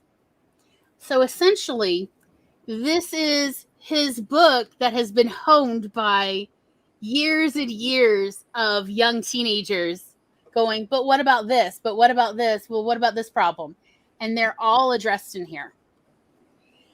Again, after I read Rita Mae Brown and was like, well, I guess I actually do have the tools I need to maybe work on a career as a writer, Wonder Book actually took me the next step. It also helped me a lot in my troubleshooting and problem solving of, I don't know where to take this story now. I don't know where to take this. I don't know what to do. I have written myself into yet another corner. And a lot of these were addressed in Wonder Book. So I do recommend it, especially if you're essentially having writing mechanical issues. Wonder Book addresses a lot of essentially early writer mechanics issues. How do I get them to do this? We're talking about characters. How do I make people care about the character? How do I get people to keep reading this? A lot of that is covered. I mean, it will also work for your D&D game. Yes, it does. It really does. So that is what I have to say about Wonder Book. Highly recommend. Also, the colors, the pictures are so pretty. I just love them. I just love them. So That's awesome because I've never heard anybody else on AuthorTube talk about that book, but it keeps coming up in my recommended, and I'm like, how much do I love Wonder Book? When the second edition came out, I bought that again because it had even more pictures, even more pretties, and even more essays. Like, it was essentially based on everybody's feedback from the first edition. They did a second edition that is actually even better. Highly recommend. Did not feel that I say if you want to see someone really cheerlead this book, go mention the book to Chandra. Yes, like she said, it was a see shot if you in the can arm. stop her from talking for the next 10 minutes. Yeah. So again, like I have. Well, I mean, it solved so many of the issues she was having at the time. Yeah, it did that for me too. So if you are familiar with my Bob and Terry story, I had Bob and Terry meet, and that was 15 years ago. They met each other, and I didn't know, once they decided to essentially go together to where Bob, the angel, said they were, he needed to go do his errands, his work orders. And then I had no idea where to take them. I had no idea what to do. And they were stuck there for a solid 10 years. So in the meantime, I developed a lot of other characters that were in this world, and I figured that they would eventually meet these characters, and I even wrote some of those meeting scenes. Still had no idea how to get Bob and Terry from their first meeting to anywhere else. And Wonder Book was how I figured out how to do it. Wonder Book addressed all of it. And since Wonder Book is written like a kind of book that you can keep picking up and putting down, it was very helpful for me in my ADHD. Because I could just read a page or two, put it down, pick it up the next week, read a page or two or three or four, put it down, think about that kind of thing, pick it up again later. It was really helpful for, me having a limited amount of attention span to give to it. So again, if you have experienced times where you're stuck in your story, it's not technically writer's block. You just are not sure what to do or how to do it. Wonder Book addresses so many of those. As well as, yes, there's this wonderful essay in there Neil Gaiman wrote about writing American Gods, and how at every stage of the writing process he kept telling, I think it was his agent, that this was a genuinely terrible story and not to try to sell it. And that it wasn't coming together. This is a nightmare. He's got nothing to make deadline. It's all terrible. And his agent was, well, could you just try to work on it a little bit more? Could you just try a little more? How about now? A little bit more? And poof, 18 months later, after every stage, he's like, every time I would do another draft, I was like, this is still terrible. I fixed the problems, but it's still terrible. Da, da, da. And it just really helped me feel like how I was feeling was normal rather than indicative of a lack of any kind of redeeming ability.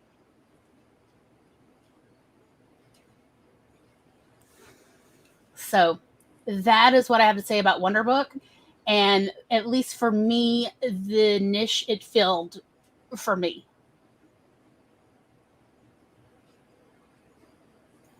Does anybody have another book they want to talk about? Should I bring out the big guns? Bring it out, because I only got one left, and it's a big one. Okay, let me get you in the hot seat. Hello, Sasha Black. I had to bring it out. Of course. Oh my gosh. So this is the book that opened my brain to prose, and Roy's going crazy. I love it. Yeah, this completely changed my writing style to me having a writing style, and got me to try out flash fiction in the first place to practice and level up my prose faster. And you're so good at it. So let me read the flap for you. Okay. So, do your sentences fail to sound the way you want? Are they lackluster with flat characters and setting? Is your prose full of bad habits and crutches?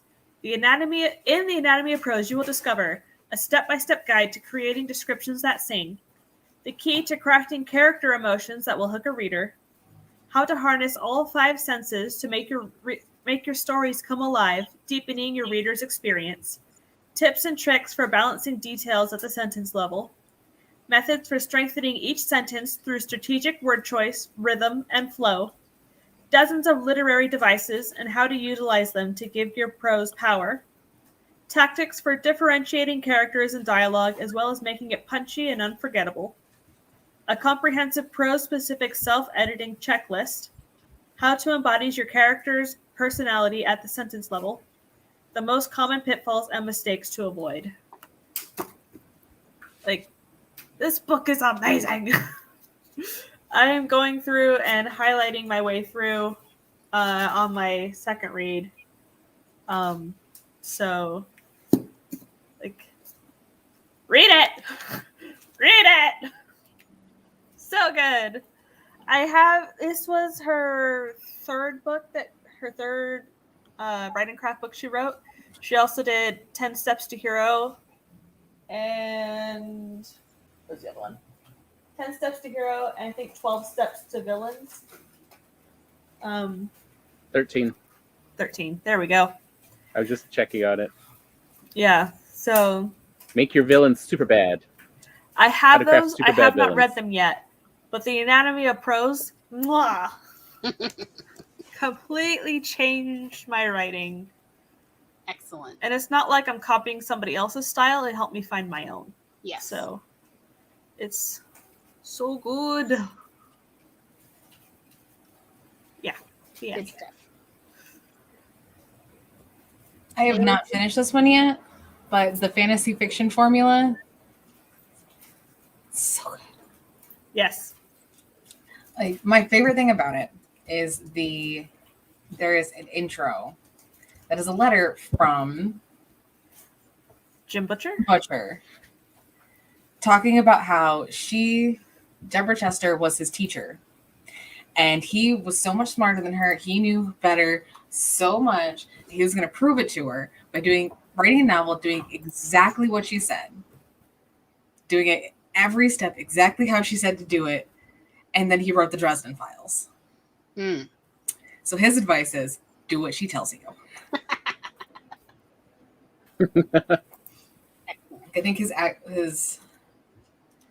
actual words. Yeah. In all caps, it's shut up and do what Deborah tells you to do. Nice. Yeah. Excellent. And I'm not very far. Like, I'm only like this far because I also have the attention span of a small fly. Yeah. I'm on page 93. And like, I stopped because I wanted to go through and actually do the assignments as I read the book. And so that is one of the things I'm going to be doing between now and the end of the year is all the assignments for one of my books in that. I'll tell you what, speaking of doing assignments, so me doing KM Whelan's for instructions for outlining your novel, y'all, it is the shadiest way to show me that I am not ready. Like, she comes for me. She doesn't know me, but she comes for me. Every time in the workbook, in the book, it's like, oh yeah, maybe, but the workbook that goes with it, and I try to follow along. It's like, I'm just gonna hang my head in shame over here. I have no idea anything about my characters. I thought I knew my characters. No, I don't know Jack. So I really I have been burned by workbooks in the past, writing craft workbooks, but Cam Whelan's workbook for outlining your novel truly shows, no, you are not ready to write a novel because you don't know all these things. And I'm like, is it necessary? And she's like, yes. And she's absolutely right. But if you do follow along, you will have a novel by the end. Yes. Yep. I have learned. Learn the hard way.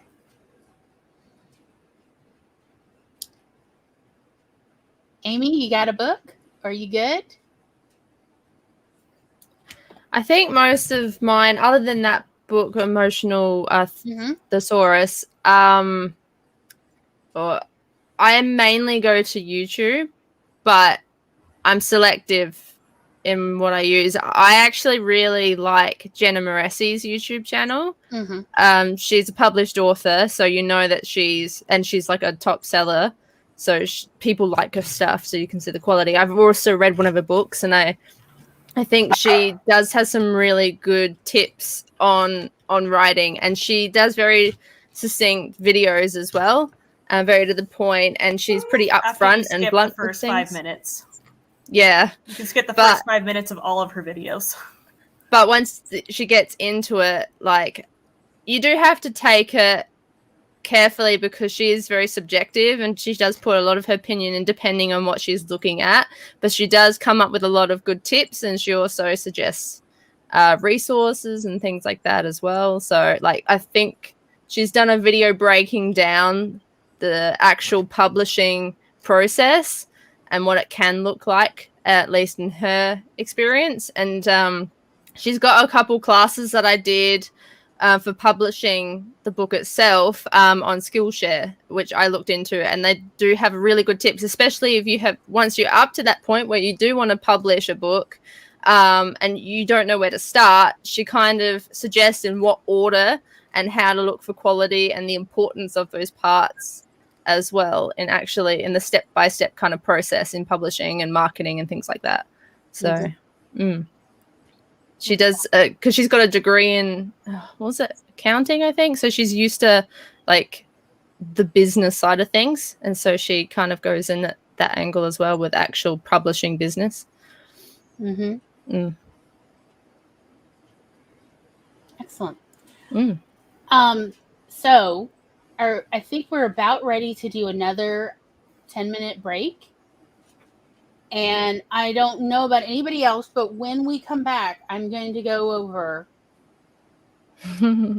this book. And this book is probably more than any other book, writing craft book I've ever read, is directly responsible for my university president trying to get me expelled for writing for my student newspaper.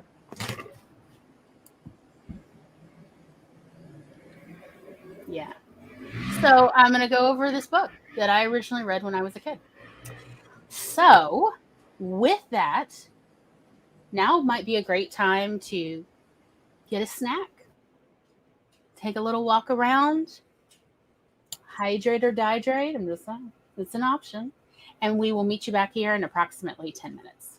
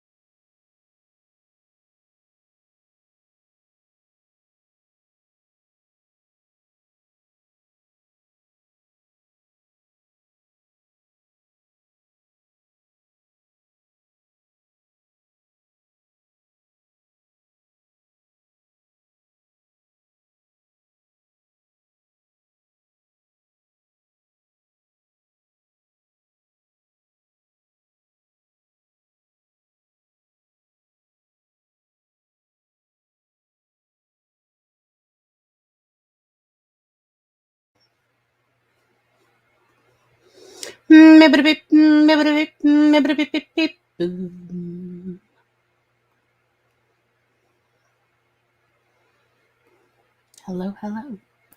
Well, hello. Fancy meeting you here. I was deep into going through stenopads.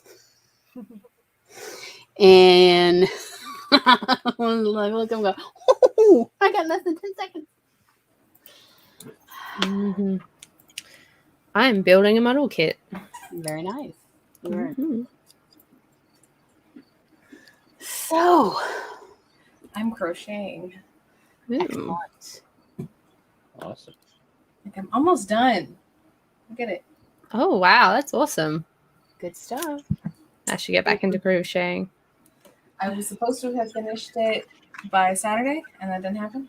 But I will hopefully finish it by Wednesday, and then I can wear it to the fair. Ooh.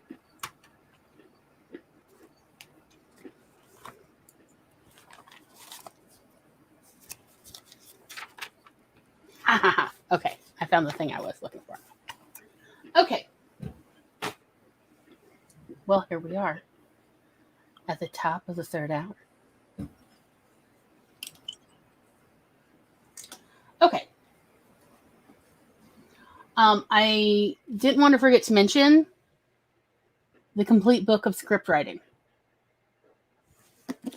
which was a book that Charlie recommended to me. It is by, I don't know how to pronounce his last name. Straczynski. Thank you. J. Michael, that guy.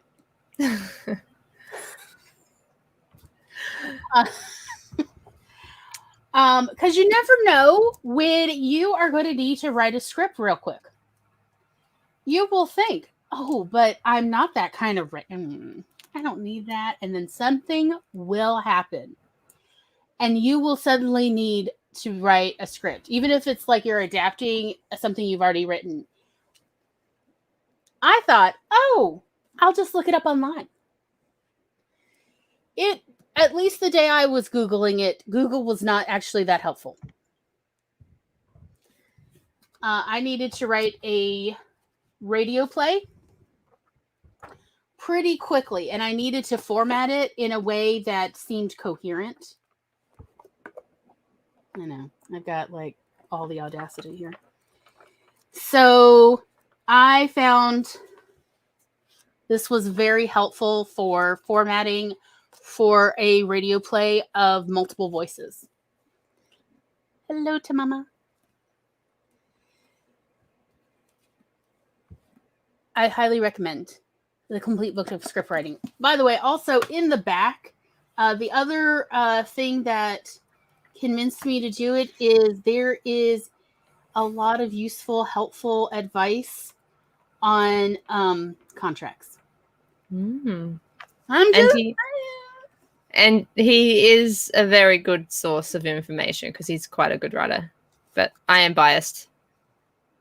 yes, evaluation agreement with as a template.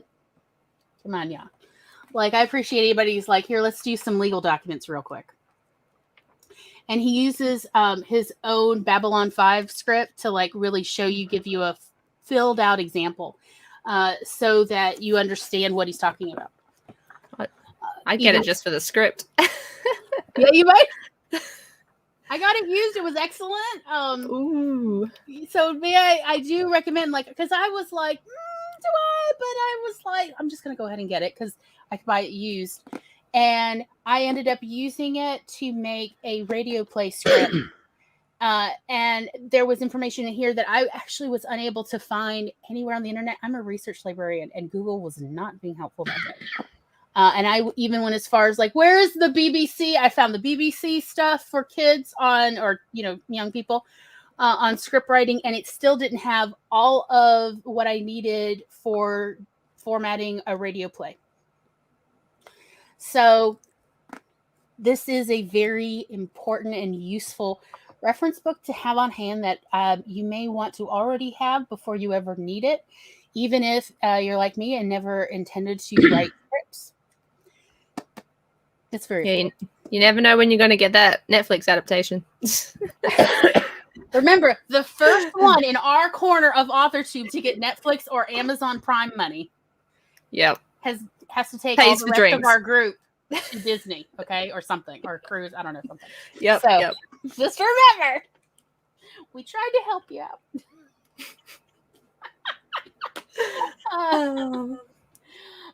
So, did anybody have a book they wanted to jump in? Are we good? No? Yes? Again, I there's had no one pressure. more. Okay. Mastering suspense, structure, and plot. Okay. This one has been helpful. I'm not too far into it, but it was helpful with this like roadmap of where you like with the different pacing, how fast do you want it to be paced? So where do you need to insert your subplots? Where do you need to insert a twist, a reverse, or what was the D? I can't remember. I don't remember. It's been so long because then I started drafting. Twist, reversal, something. I don't know. Like, make it more intense. Mm-hmm. So, like, if you want it to be this pace, you need to do it like every 10 pages. If you want a little slower pace, you can do it like every 15, 20 pages.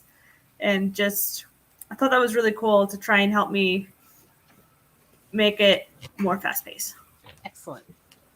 So that's very important. Pacing is really important. Yeah. Mm-hmm. Danger. That's what it is. Twist, reversals, and danger. I found it. So much danger. So there's leisurely, steady, and fast pace. Determine the appropriate pace for your subgenre and figure out the approximate page numbers that you need to up the danger or add a twist or a reversal. So nice. That's all I got. Excellent.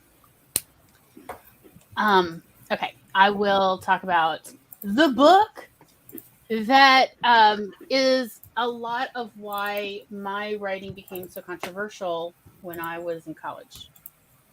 I was writing a sex column for my university newspaper. It is this, the big book of Jewish humor. And you think I'm kidding, and I'm not. I want to point out one of the things I absolutely love about this book is you've got your main text, and then the footnotes are on the side and sometimes on the bottom. So there's essentially commentary going on as well from the editors.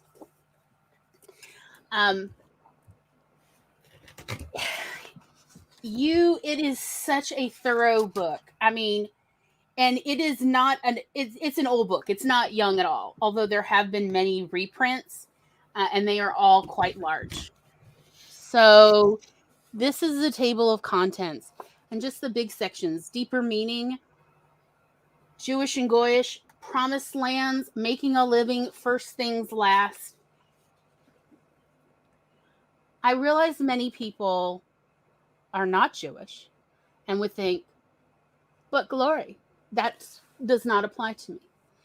But here's why this book, if you want to be able to have the option to inject levity in any story, even a very serious drama, this is why it's very important.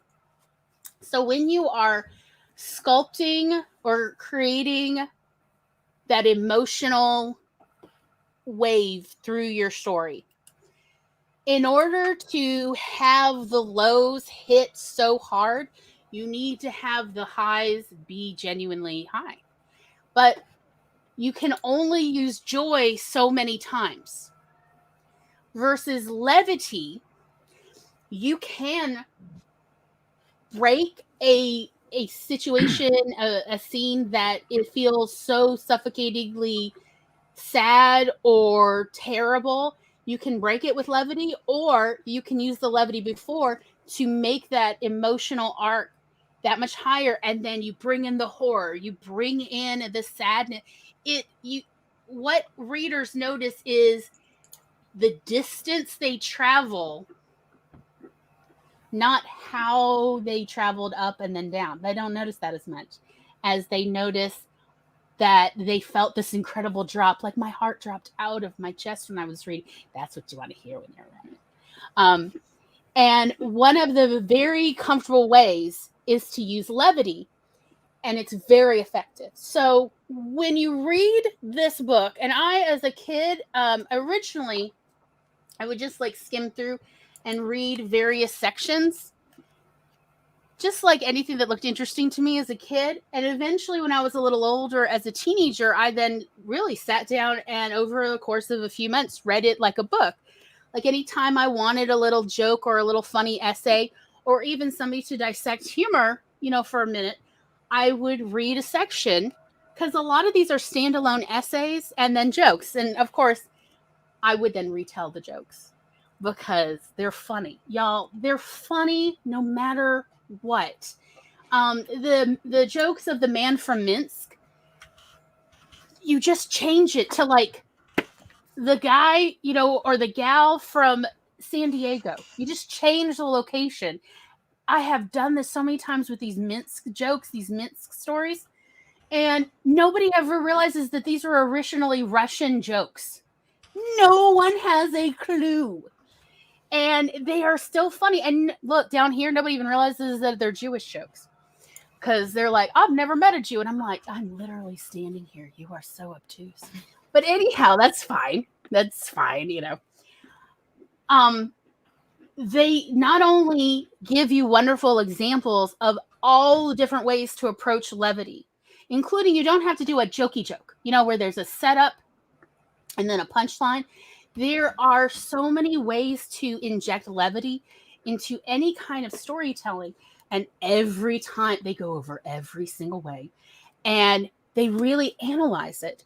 But it is so enjoyable to read. Like when I say that, I mean, it's a pleasure to be taught humor from experts, from people who've been studying this their whole life. So this is a very controversial book in my life because it has gotten me in a lot of trouble. Why has it gotten you in so much trouble?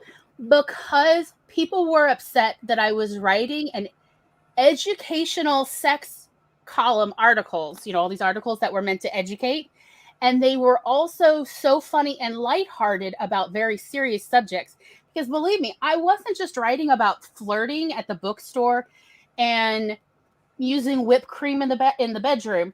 I was also writing about autoerotic asphyxiation.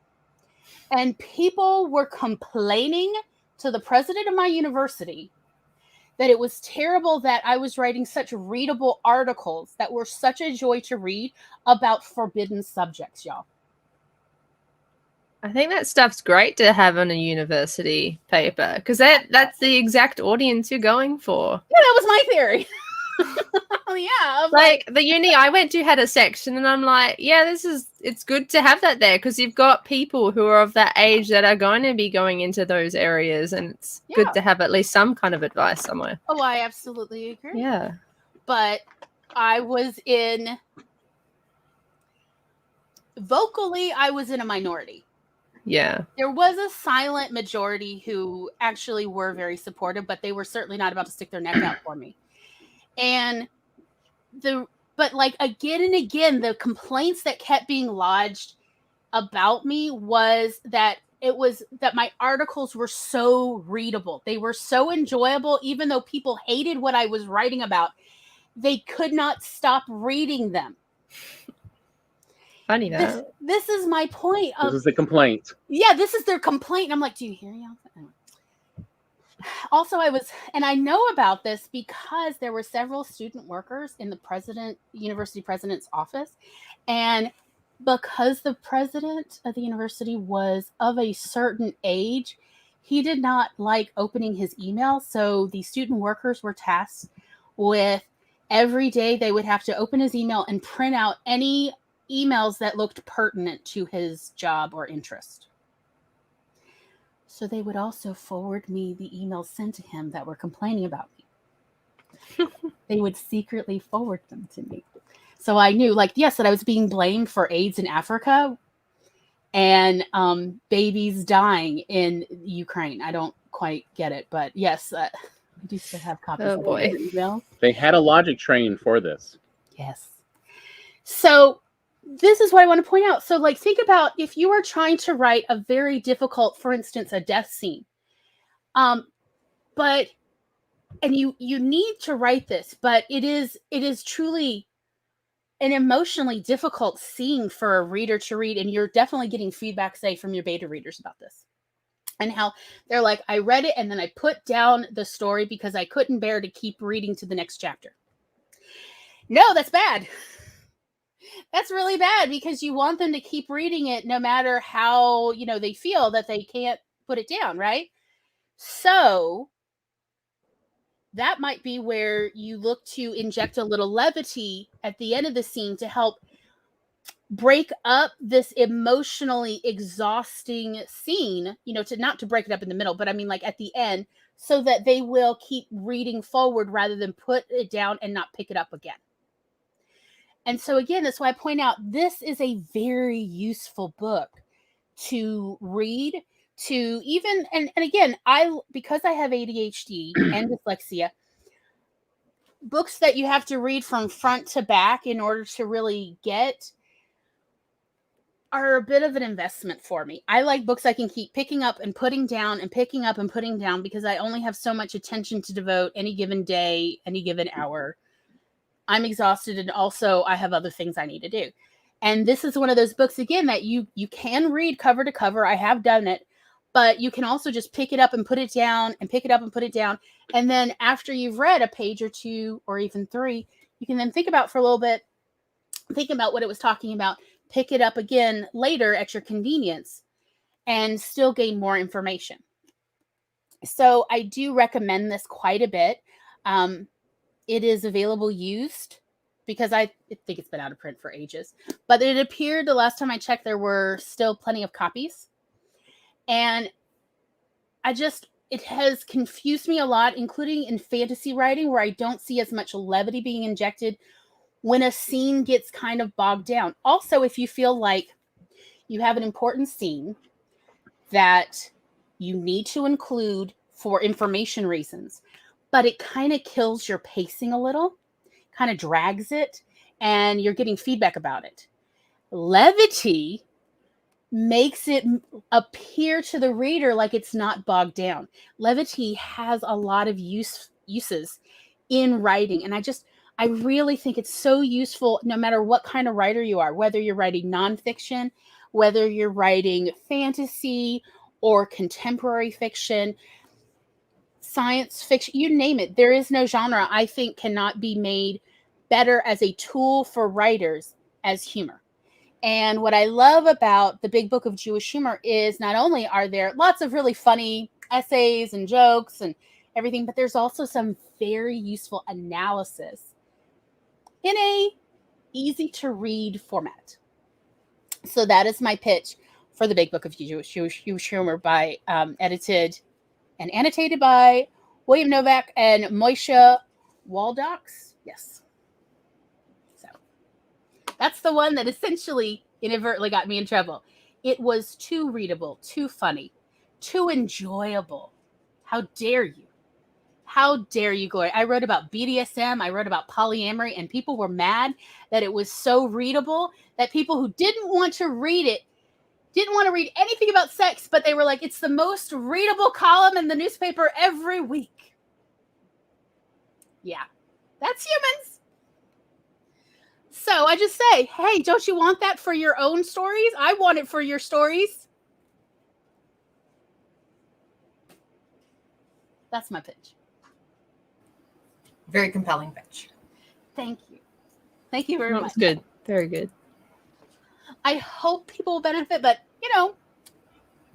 maybe in our after show, our after party, I'll even read a couple little jokes from it just because it's fun. Just because. I'm off work now. Yay! Yay! Last thing sent off to the farm. Woohoo!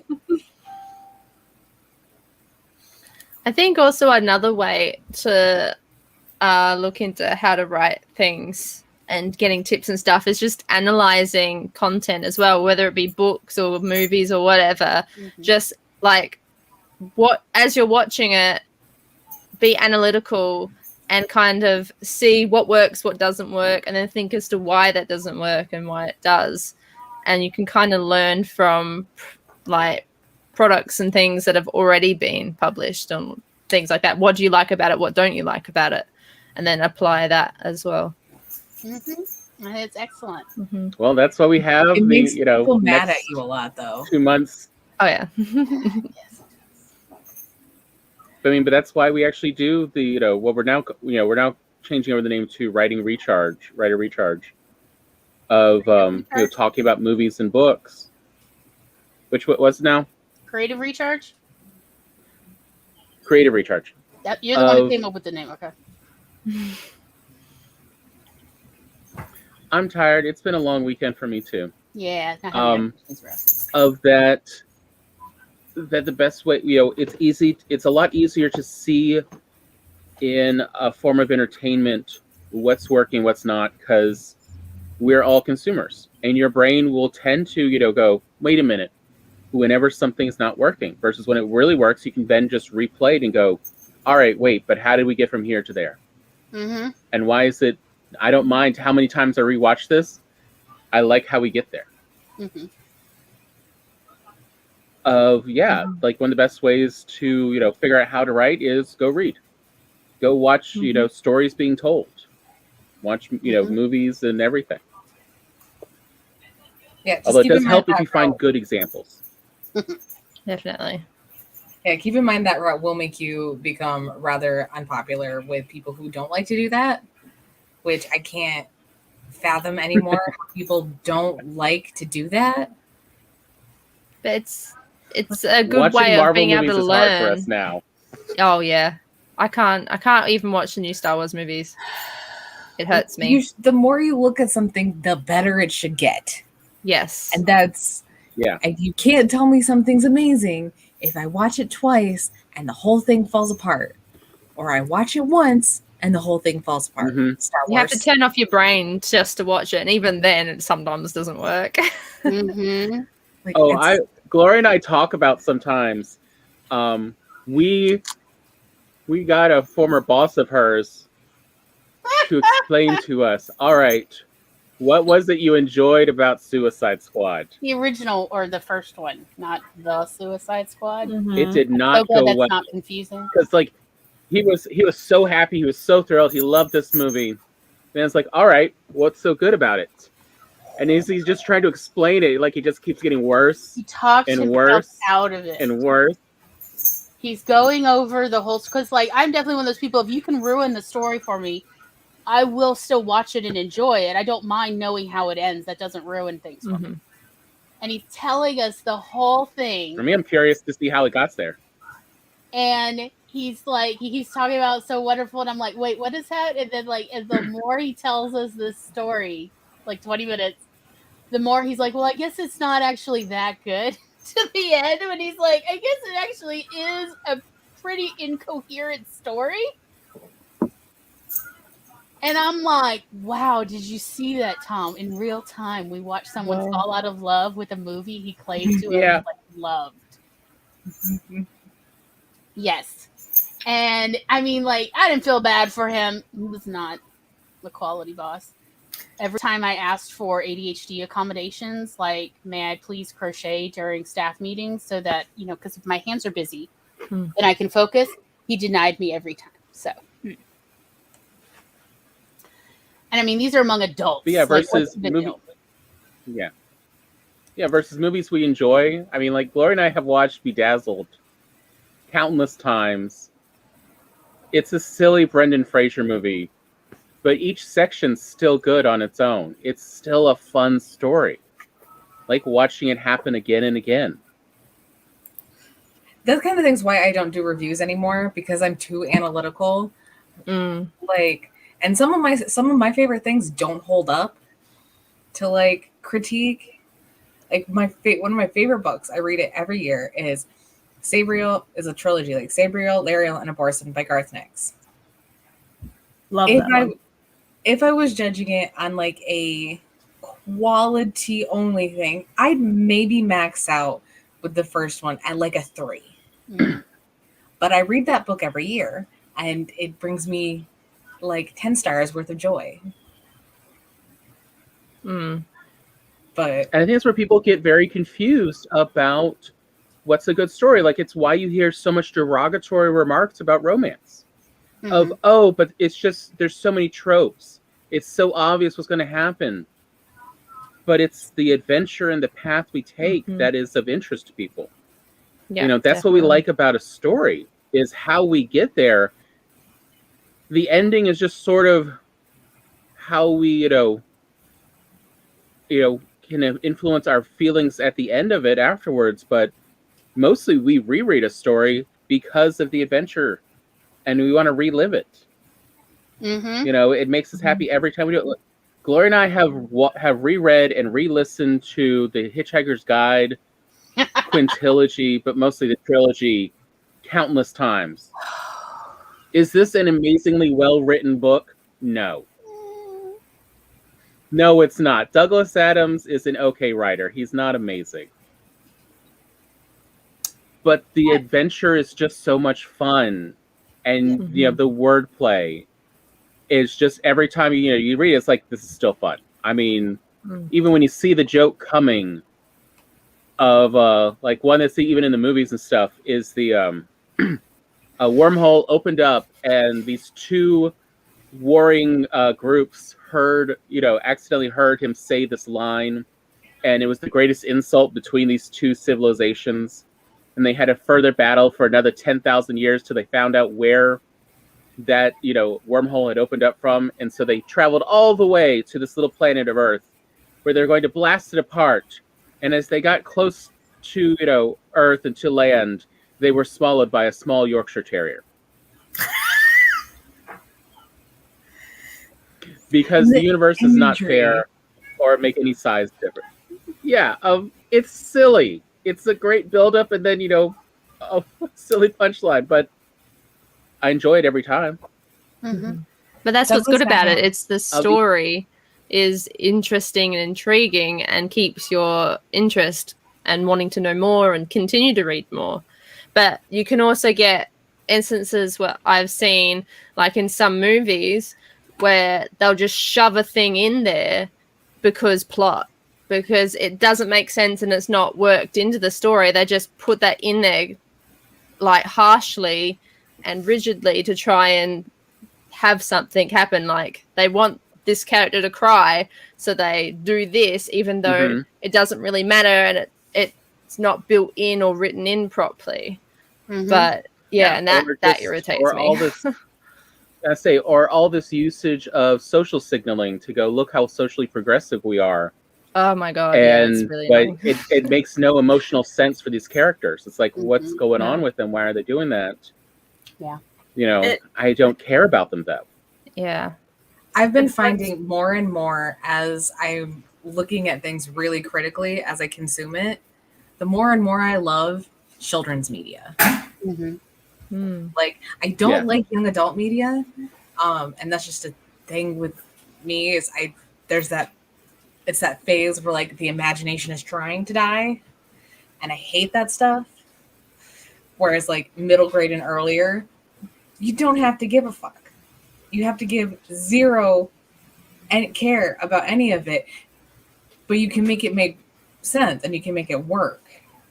Like Owl House and Adventure Time. I will rewatch Adventure Time on a loop, aside from season 1, forever. And like it will still just like make me cry because it's so well done and so substantial compared to so much stuff for like adults anymore. And the more you look at it, the more you see the substance. Like there are episodes of Adventure Time where one of my friends was like, that's your favorite episode? That has nothing to do with anything. And I'm like, no, that episode is the thesis for the goddamn show. I made her rewatch it. And he was like, oh, you're right. And you should get that kind of enjoyment out of all good media. Well, I mean, it's like why I've really been enjoying watching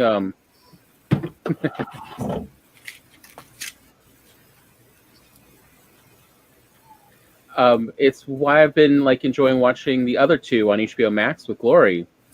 It's a family where there's plenty of conflict, there's a lot of problems, but they're not out to stab each other in the back. They are all supporting each other. There is still so much drama in some show versus so many of these adult stories where, oh, it's all Game of Thrones style. Everyone's out to kill you, even your close family. You don't know. One character doesn't know yet how the other one has already set them up, and it's like, I don't care about that. Having relationships inherently has drama. There will always be things that two characters and two people will not agree on, no matter how much they are friends, that they perceive the world differently. And yeah, middle grade and younger is better at doing that. They're not, they don't yet have this view of, people like to just be evil sometimes. That's why they're doing it. It's just they like the idea of evil, and they are evil. That's they why have I their like own evil Maleficent layer. in the original Sleeping Beauty. Yeah. Yep. Same. Does anybody have any good reference books on how to write for middle grade? The Magic Words.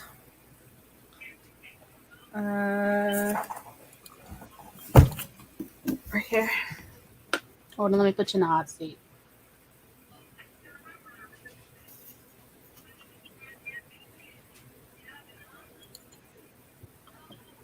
Cheryl B. Klein, The Magic Words, Writing Great Books for Children and Young Adults. I haven't finished it yet, but it's been very good. Lots and lots of exercises. What's helped me even more is the masterclass with R.L. Stine. That's what I was looking for, was my notes from that class. That's actually during the last break what I was looking for, because Tom wanted to mention R.L. Stine's masterclass. So good. When I was like, let's see, I guess it was early in the Panini, but I was like, okay, I know I want to write, but I'm not sure exactly how to just churn it out. It was back when everybody, or at least what I was coming across, everybody was talking about, to essentially be able to support yourself writing, you need to have a back catalog. And in order to have a back catalog, at a certain point, you need to just put out a lot of words. You need to put out a lot of stories. And I was like, I'm not entirely sure how to quite tackle it. I just at the time couldn't wrap my mind around it. And so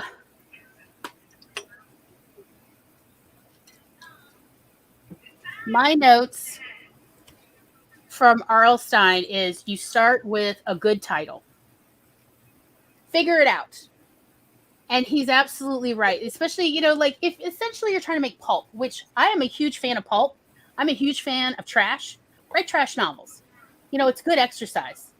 It's like when you're like an up-and-coming writer, it's good exercise. Write some trash. So don't take yourself too serious. Yeah. And also that you just need to generate this stuff. Even if all you do is write manuscripts and you go on to the next, you don't have anything that essentially sells. You need that exercise. So he's like, good title. And then a strong what if. What if the sponges under your sink are sentient? What if they have thoughts? And they're doing stuff. I don't know. And then you need a strong hero. You need a strong protagonist. Somebody that you like a lot.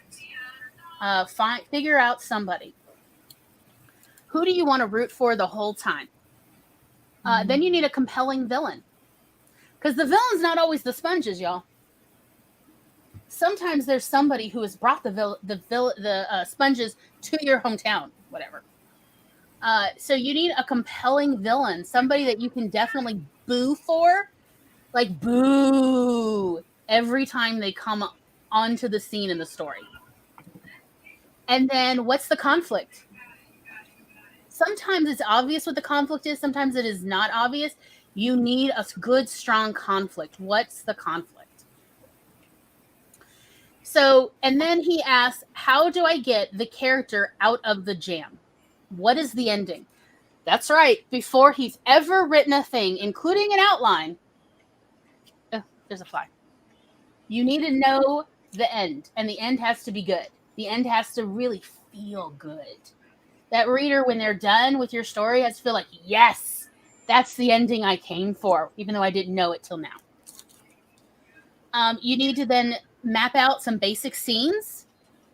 Obviously, like you would have a scene or two that would acquaint your readers with your hero, would acquaint your readers with maybe the conflict and the villain.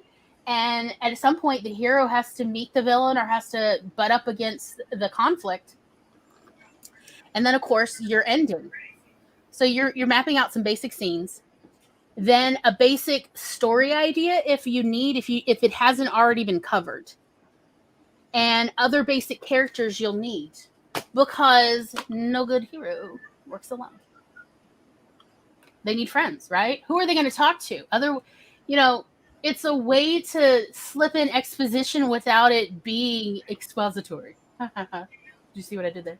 So, and that is like my notes for R.L. Stine, but I was like, okay, this is basic enough that I could at least start tackling some basic stories, even though I'm not necessarily writing for middle grade horror.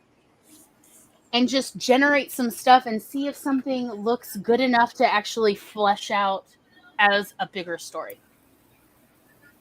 What I took away from the R.L. Stine masterclass was it has to have a happy ending, like at least a happy for now, because children won't accept a sad ending. The book's not over yet. When are you going to write the sequel? It's not done. Yeah, they're not happy yet. Him for years. Yes. And also to keep having cliffhangers, like micro cliffhangers, bigger cliffhangers, just to keep them turning the page. Shorter chapter, like the Goosebumps are only 25K. So shorter books with lots of cliffhangers, up the tension, just keep it going, keep it fast paced, has been really, really helpful. Mm-hmm. Yeah, I liked his advice about cliffhangers and hooks and all of that. He was truly I love manipulating child readers. You know? That he was just very honest about, no, enjoy it. You're a writer. Enjoy this. This is why you're here. So truly like giving free reign for, yes, you're a writer. Manipulate them. And I loved that he truly just gave permission. Because like I had unfortunately come across too many writers who were, I don't know, I would call them highfalutin. They were just like, no, you shouldn't manipulate your readers. They find that cheap and all this. And I'm like, but all I have is cheap. All I am is a cheap writer. All I have is pulp and trash. I can't be a highfalutin. Where do I fit? And there's R.L. Stine going, you fit right here. You're good. Yes. He has such a wonderful masterclass. I love his very easygoing style. Yeah, he had a way of making it sound fun and also very approachable. Mm-hmm. Like, you can do this. I don't know why you haven't started. He had such a wonderful approach like that. And it was like, yes, Robert, I can. Okay. Yeah, no gatekeeping whatsoever in his masterclass. It was fantastic.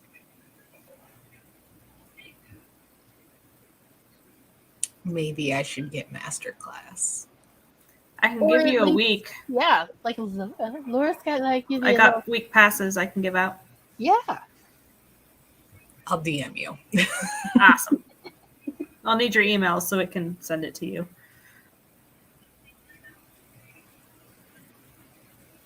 What is the next book on your guys' TBR as far as writing books go? Well, like writing craft or just reading it all? Writing craft. I just downloaded on Audible. This year you write your novel and The War of Art. Loading. Yep. Probably Samantha Keel's Blood on the Page, because I'm like literally about to buy it now. So my poor characters, emotional tried- Rhynchosaurus and injuries. Yeah. I tried listening to Wired for Story and Story Genius. I didn't get through either of them. I might have to give them another shot. I started reading Story Genius too and ended up putting it down. But I thought I was just like putting it down for now. Mm-hmm. That was a year ago. Mm-hmm. I kept falling asleep. But I'm also in camp with Laura in that The War of Art is my next nonfiction read. Mm-hmm. Because I owned it, and then I saw Charlie say something about it. I was like, ooh, I'm going to read that.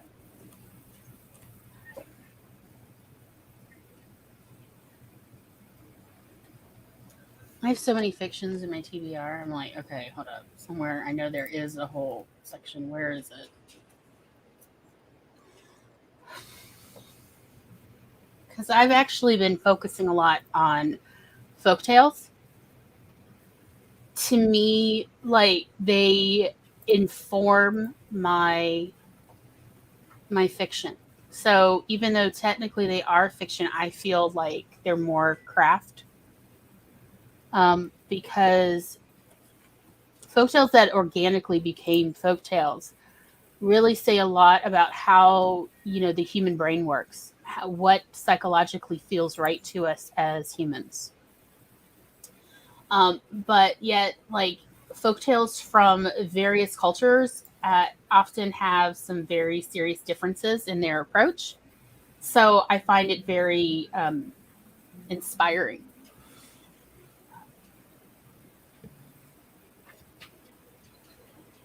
And Nia, I have 3, so you can totally have one.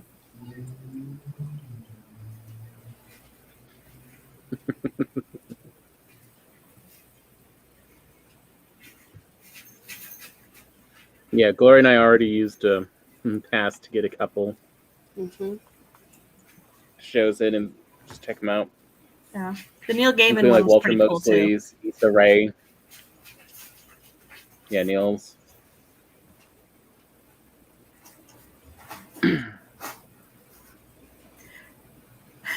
Roy's just destroying things as always.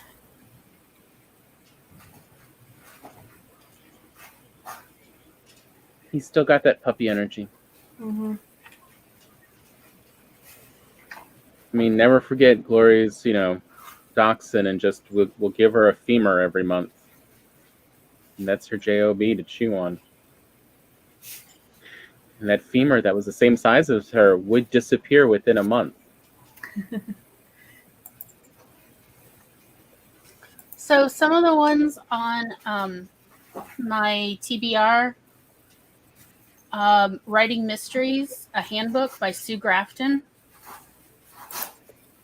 The Well-Fed Writer, Financial Self-Sufficiency as a Freelance Writer in 6 Months or Less by Peter Bowerman. These are not ones I've read. They are on my TBR. One Writer's Beginnings by Eudora Welty. She's a Mississippi author. So I have a special place in my heart for her.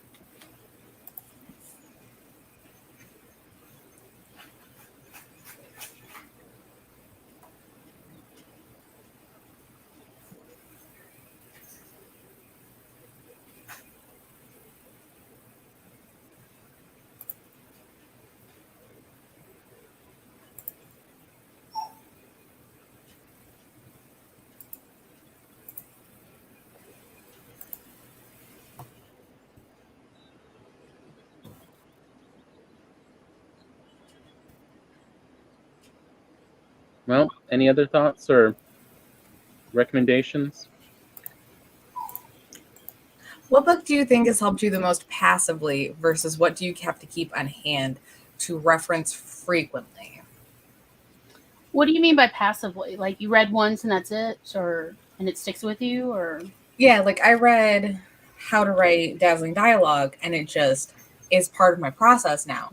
This book lives on a shelf out of handy reach, whereas like my copy of Romancing the Beat and Creating Character Arcs live within arm's reach.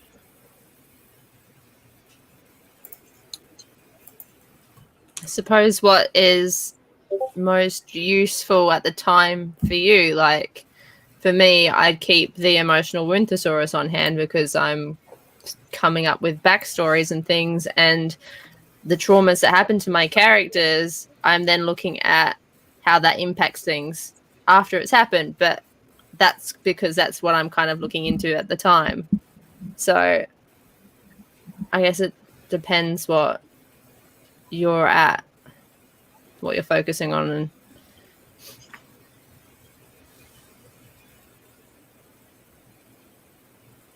Yeah, I'm like, I don't know. Most of the books that, writing craft books that I have enjoyed and appreciated, I do still keep going back to again and again. I don't really like leave it behind that much.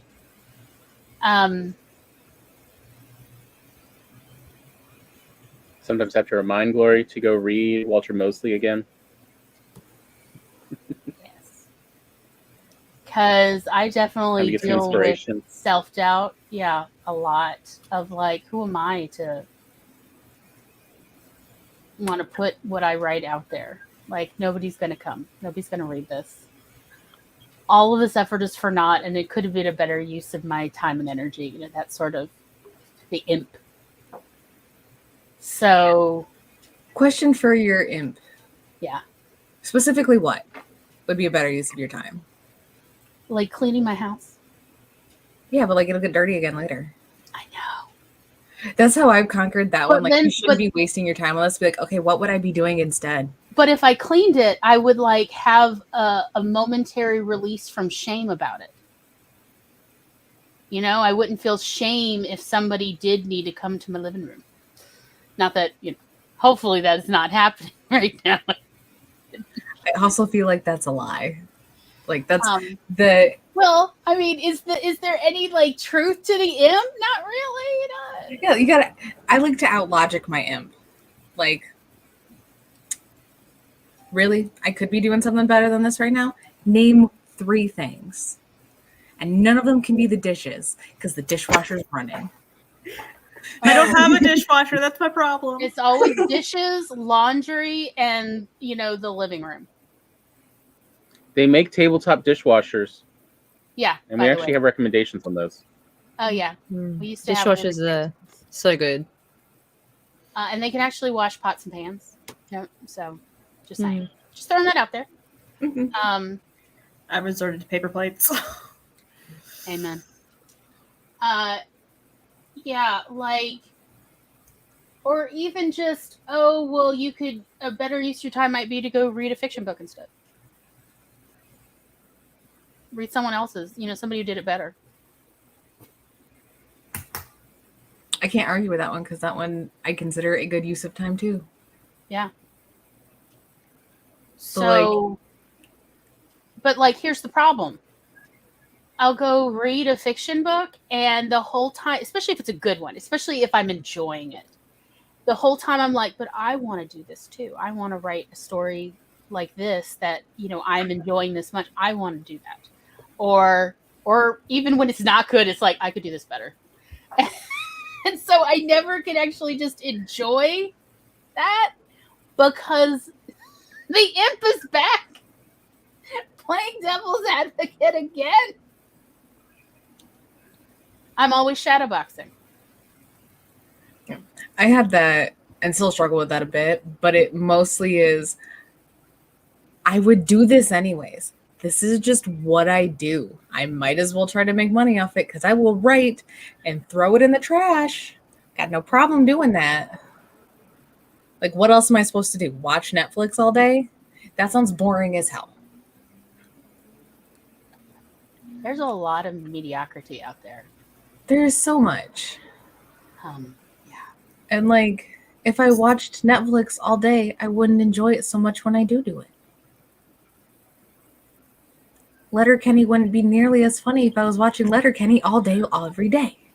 I love Wonderful. And a lot of the times I can't find the story I want. There's not that much for me. There's not that much like cyberpunk that I really enjoy. There's very limited actually that I really enjoy, and maybe It the is problem- very maybe the limited. problem is I'm just not a privileged white male. So I just don't find the what's available relatable. I don't know what it is. I really, honest to God, do not know the problem. I'm not trying to be facetious here. I'm just like, these are not my problems that this protagonist is struggling with. Mhm. I don't know what it's like to be on top of the crab bucket. Of like, What are no. The two cyberpunk problems is why is the protagonist whining all the time? Seriously. Don't they have a better use for their brain? Yeah, And that annoys secondly, me too. all right, so the world's out to get you. Why don't you have any way to enjoy life anymore? Mhm. You're making it hard to think that there's a goal here. Yeah. The world sucks. I can tell that. Hmm. So Again, that levity, that just we want to go on an adventure. yeah, like that is a lot of my problem. Even when I do want to break, is there's not enough of, dare I say, quality escapist stories Yeah. that have a premise that's a hook for me. You know, like Versus Jupiter Ascending. I know, like I know everybody hates it, and I don't care. I'll still watch it. Look, Dorothy ends up with Toto, y'all. Come on, she ends up with the dog. It's funny. It's cute. But like, it's not It's weird. hard to take that movie serious. He's like a humanoid dog. It's great. Okay.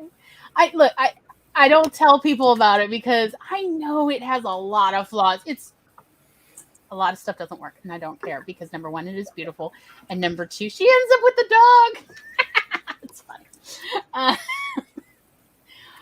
Also, I can really relate to having family that is not encouraging, not supportive. Which, by the way, is not Tom. I'm not trying to like come for him. The people I'm talking about are dead, or Not just doing I am casual divorced shade. from. Yeah, I am divorced from them, or they are dead. So, or I'm not talking to for like the last decade. So, but I definitely found it very relatable for me. But I wish there were more written stories like Jupiter Ascending, and especially that have a female protagonist or even a non-binary protagonist, but who have relatable problems rather than, like I didn't grow up wealthy. So when the protagonist has always had everything and now doesn't know how to function in the world now that they don't have anything, I'm like,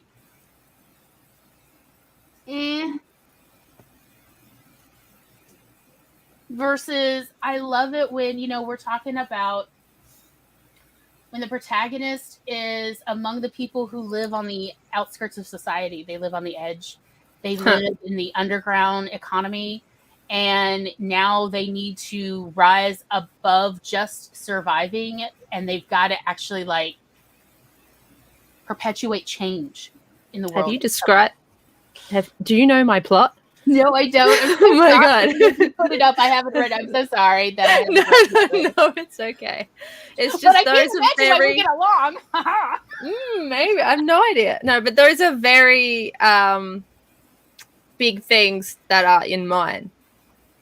My character is coming from a society where jobs are harder to get. She's not coming up from like the high class rich area. She's coming from an area where you get jobs because you have the skill or because you're willing to bend over for it.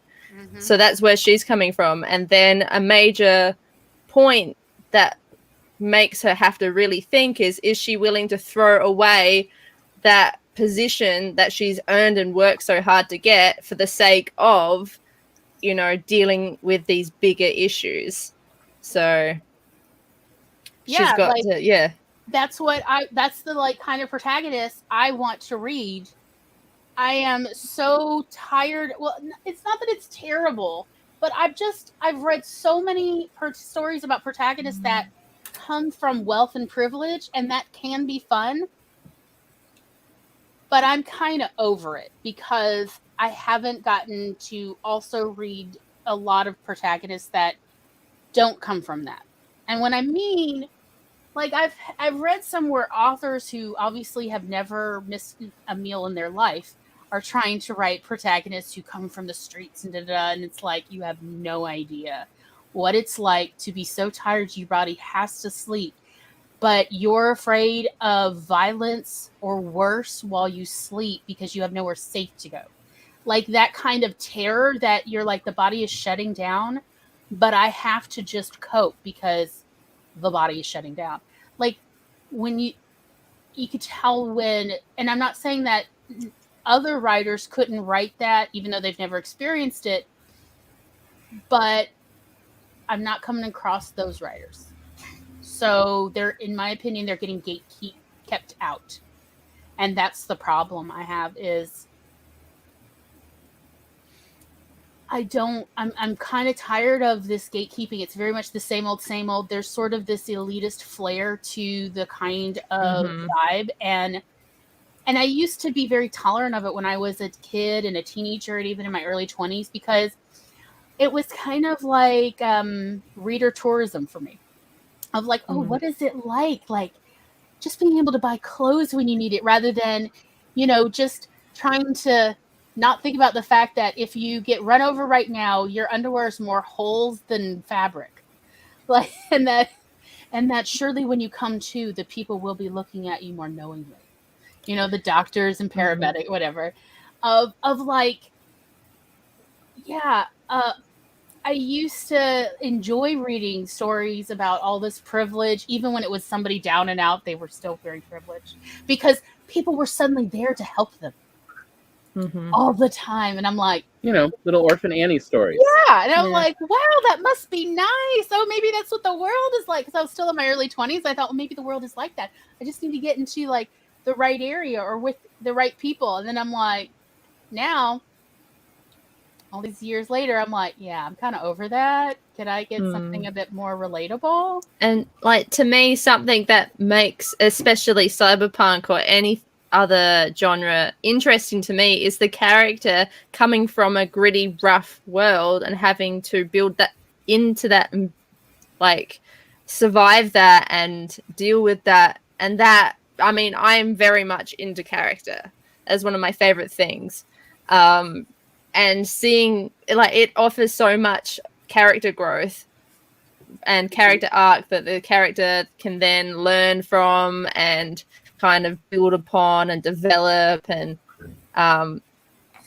work towards something or just have to deal with hardships and things like that. And then for me that seems so much more interesting as well. So but like, not to say that you can't have privileged people. I've got a character who's extremely privileged, but then shit happens. I love his backstory. But because he comes from such a privileged background, and there are characters that are in my, like, because it's a crew, there are other characters in my crew that come from very, very much not that. It creates a dynamic between those two characters, especially when they first meet, and there's a lot of tension and friction between them. And then they have to learn to like each other as people beyond that, which also then creates some growth and I don't know, that sort of thing.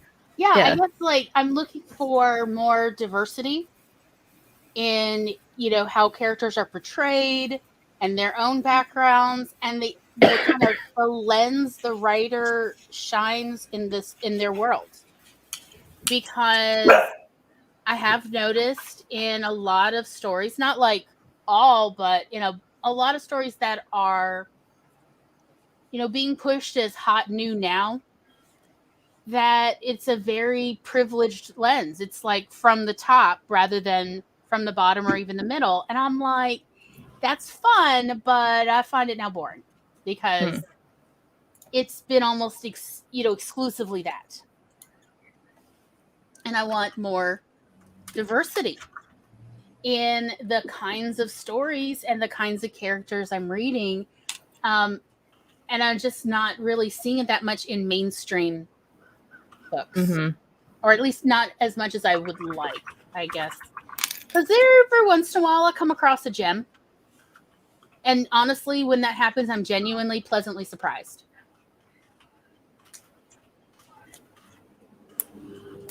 I need to go eat dinner. Okay. So I'm gonna dip. Thank you for having me. It was super fun. Yes, thank I you for have, like, coming. so many more books to read now. Mm-hmm. Would you like to do an outro, Haley, or are you good? No, well, my name is Spence. I don't do outros. Bye. The link to Spence's Twitch channel is down below in the description, in the show description, just so everyone knows. So, and that's like one of the things I was hoping, like with an episode like this where we talk about writing craft, is maybe if we have more people feeling more confident about writing, we'll get more diversity of stories. We'll get more stories, period. That's like, honestly, goal number 1, more stories. Goal number 2, more diverse stories. Any kind of diversity would be great.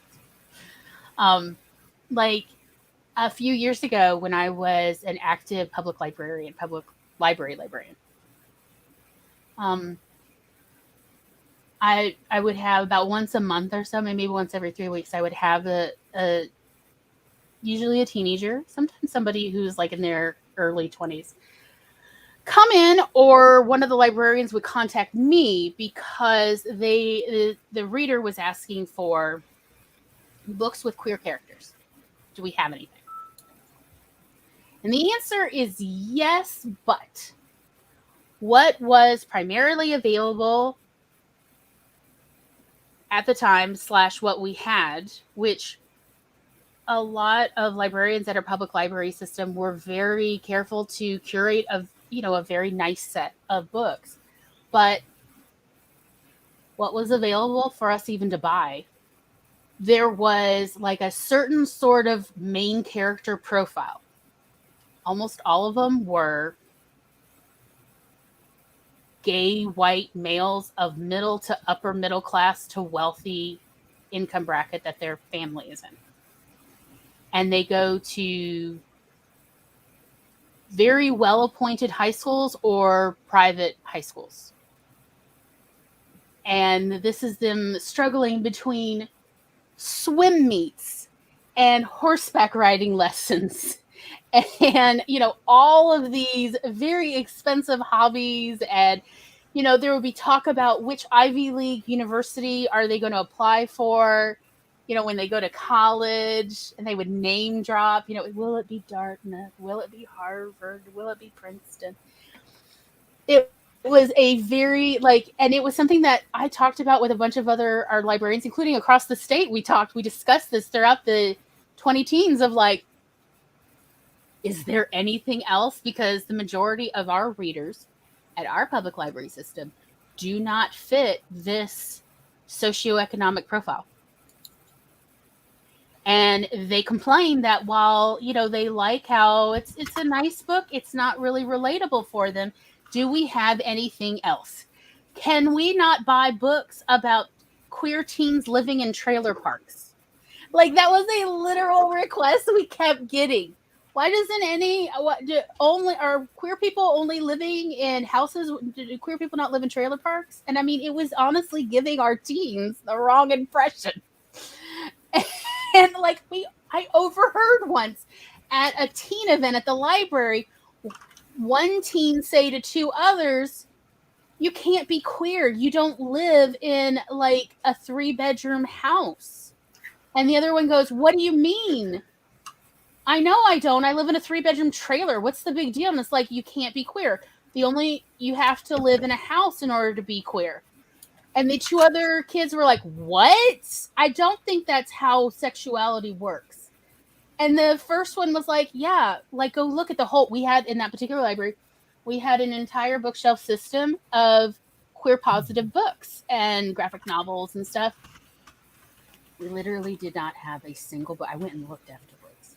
After the library closed, I stayed late. I went through every single book, which was something like 76 books in that shelving display, and not a single character lived in a trailer or temporary housing or anything. Every one of them actually lived in a 2-story house. I checked. which is kind of funny since in Mississippi, not that many people live in 2-story houses who even live in houses, because that's actually harder to air condition than a 1-story house. 1-story houses are more energy efficient for air conditioning than 2-story houses because heat rises. So that was kind of a thing. But that's what gatekeeping gets you. And it's something I ended up talking about with our acquisitions librarian and the cataloging librarian, like the ones who are mainly in charge. And they all started looking and they're like, OMG, there's literally no queer positive books coming out in the next 3 years. Because, you know, librarians can see, publishers will let you know what they're planning on publishing over the next 2 to 3 year period usually. Mm-hmm. And they're like, we literally couldn't find, we scanned all the descriptors and not a single time did trailer park or even indeterminate housing, you know, like where maybe they live in their car for a little bit or they live in camping situations or, you know, squatting or, you know, various kinds of homes. None of it. And they're like, I didn't notice it till you guys asked. That was one of the acquisitions librarian was like, I did not notice it till you asked. And now it's all I can notice is all the privilege among these books being lauded as, you know, and everything's, what was it at the time? Everything being nominated for Lambda Awards for YA, you know, which is a queer awards program. Everything, not a single thing, had people not living in permanent housing. And I was like, this is not just where it's just our librarians were not really paying attention. It's like a whole industry problem. So that was my kind of thought of like, hey, let's talk about writing craft. So we could get some writers.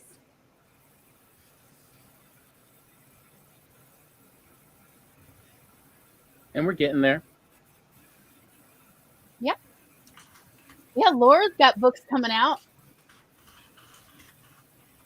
And I mean, I'm definitely very curious about Amy's. Yeah. You know, cyberpunk. Every time Amy's like, here is one breadcrumb. No, here is one itty bitty crumb. Do you like it? It's like, so delicious. I got to work on the promotion, but in some ways, the breadcrumbing can work in my favor. Yes. So, yeah, absolutely. Lisa's gonna have some more. Yeah, exactly. So my unintentional introversion of my book is helping me. There you go. Make it work for you. Exactly. That's the goal, right? Yeah. Yeah. So, no. Does anyone have any final thoughts or final takes or anything before we wrap up? Last words? I would say try different types of craft. Like you can try in print, you can try ebook, you can try audiobook. I would say try different formats to see what helps stick with you. Like audiobooks can be nice to just have on the background, but I find that having a physical copy in front of me that I can annotate has helped me take it in more. So I would say try different formats and see what works best for you. Yes. Yeah, I agree. And be aware that there's multiple different sources for that kind of information, not just the craft books, but like we discussed with analyzing media that's already being published, and looking at multiple different platforms that are telling you these things. But also take things with a pinch of salt and understand that some things are subjective and some things might not apply to what you're doing. So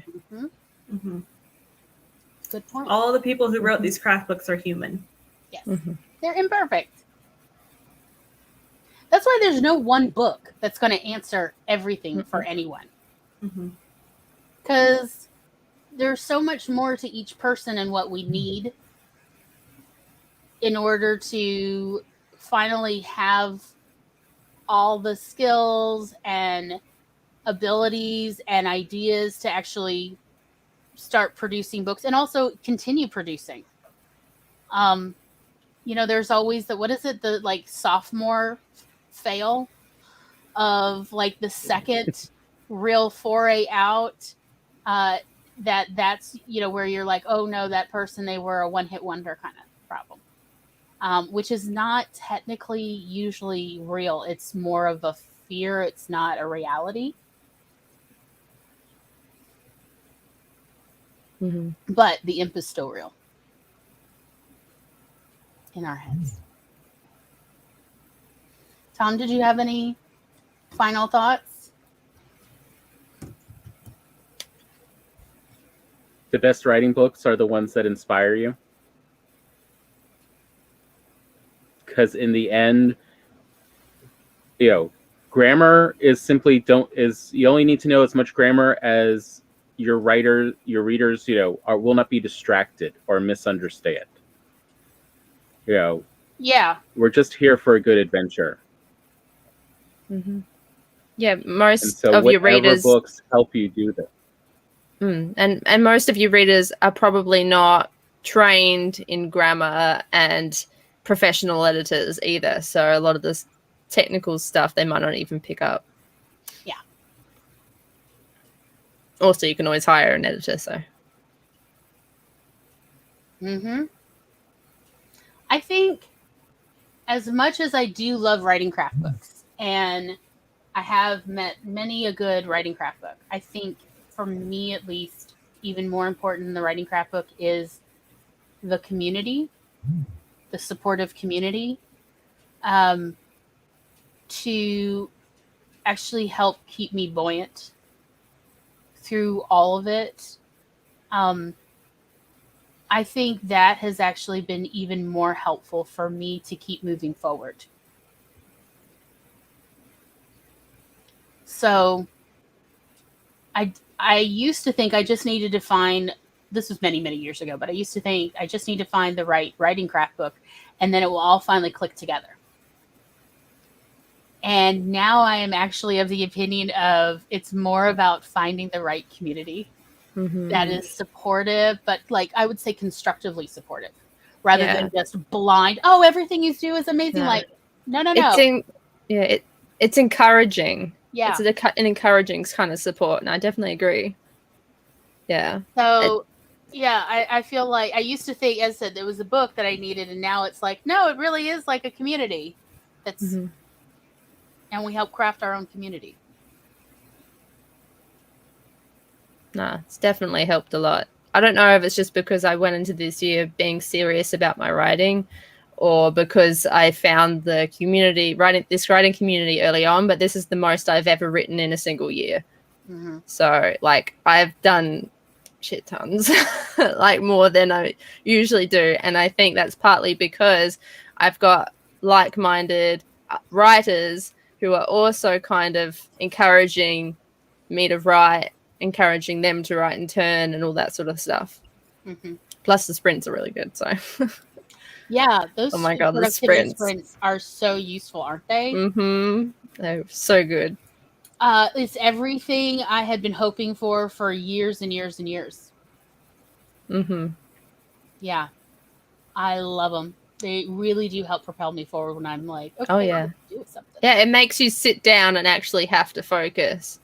And I think that's like another good reason why I like streaming sprints, because when you're stuck in a stream, you can't go watch Netflix. Right.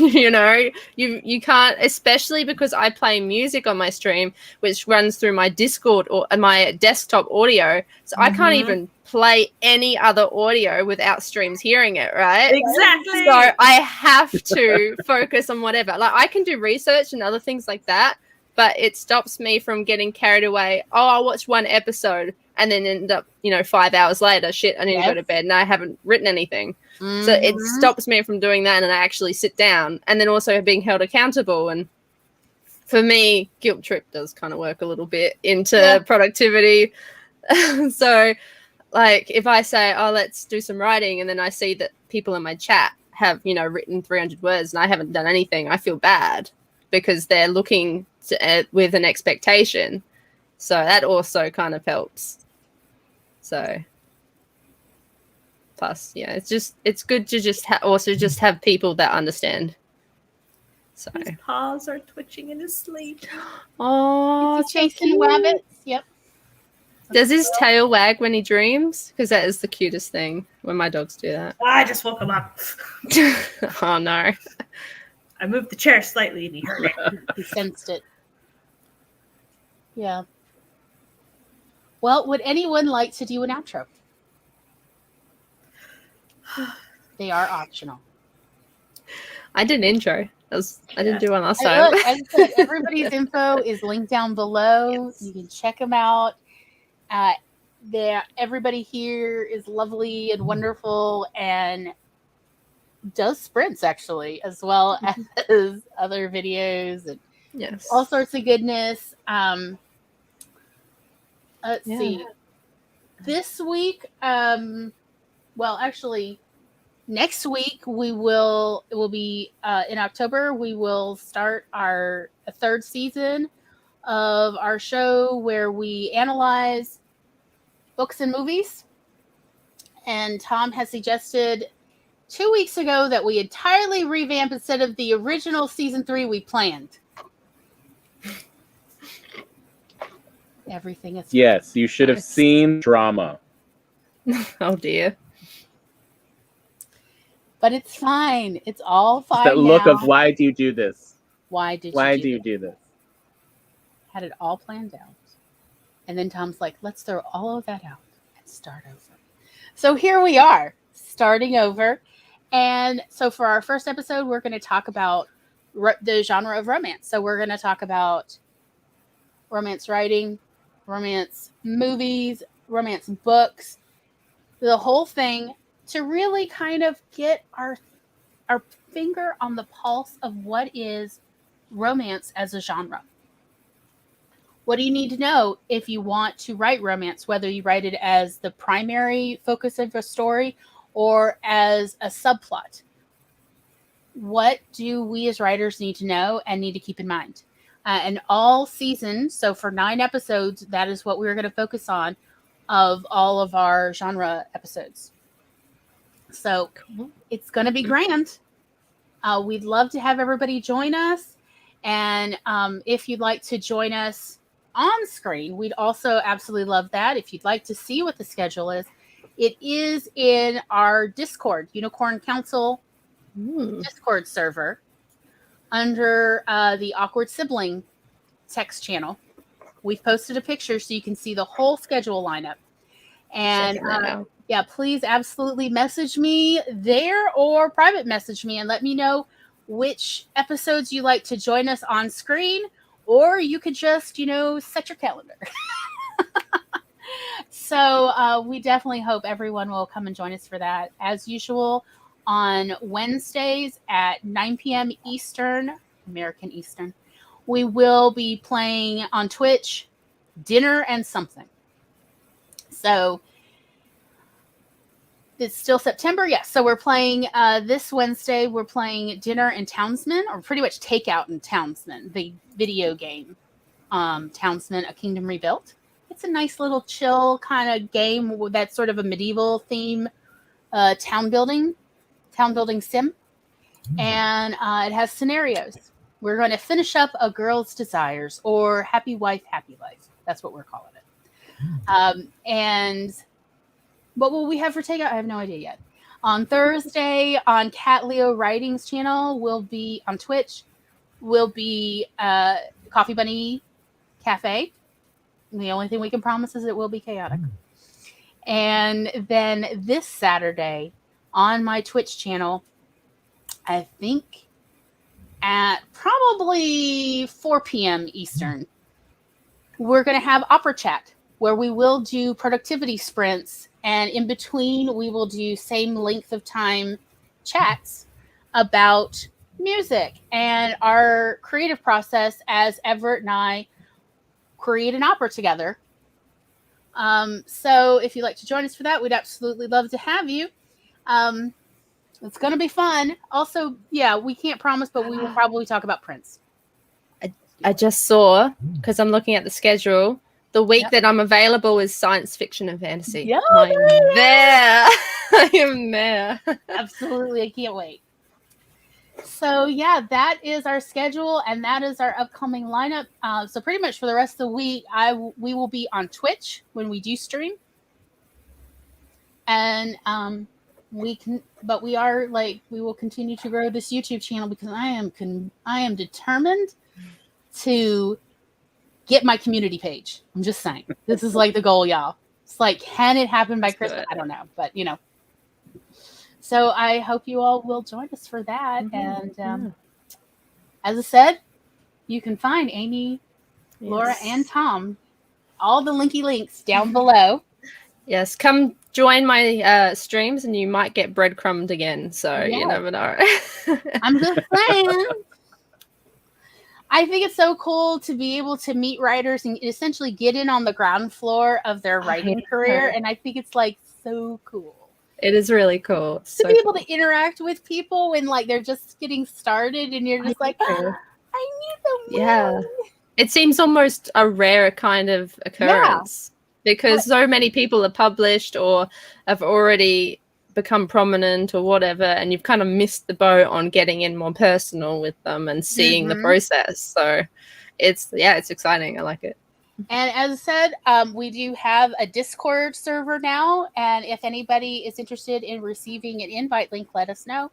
We'll send it to you. That is where like our research goes. We post a lot of our research there to share with everybody in case it might be useful to our fellow research writers. So there's all sorts of, plus there's a whole like goofing off section.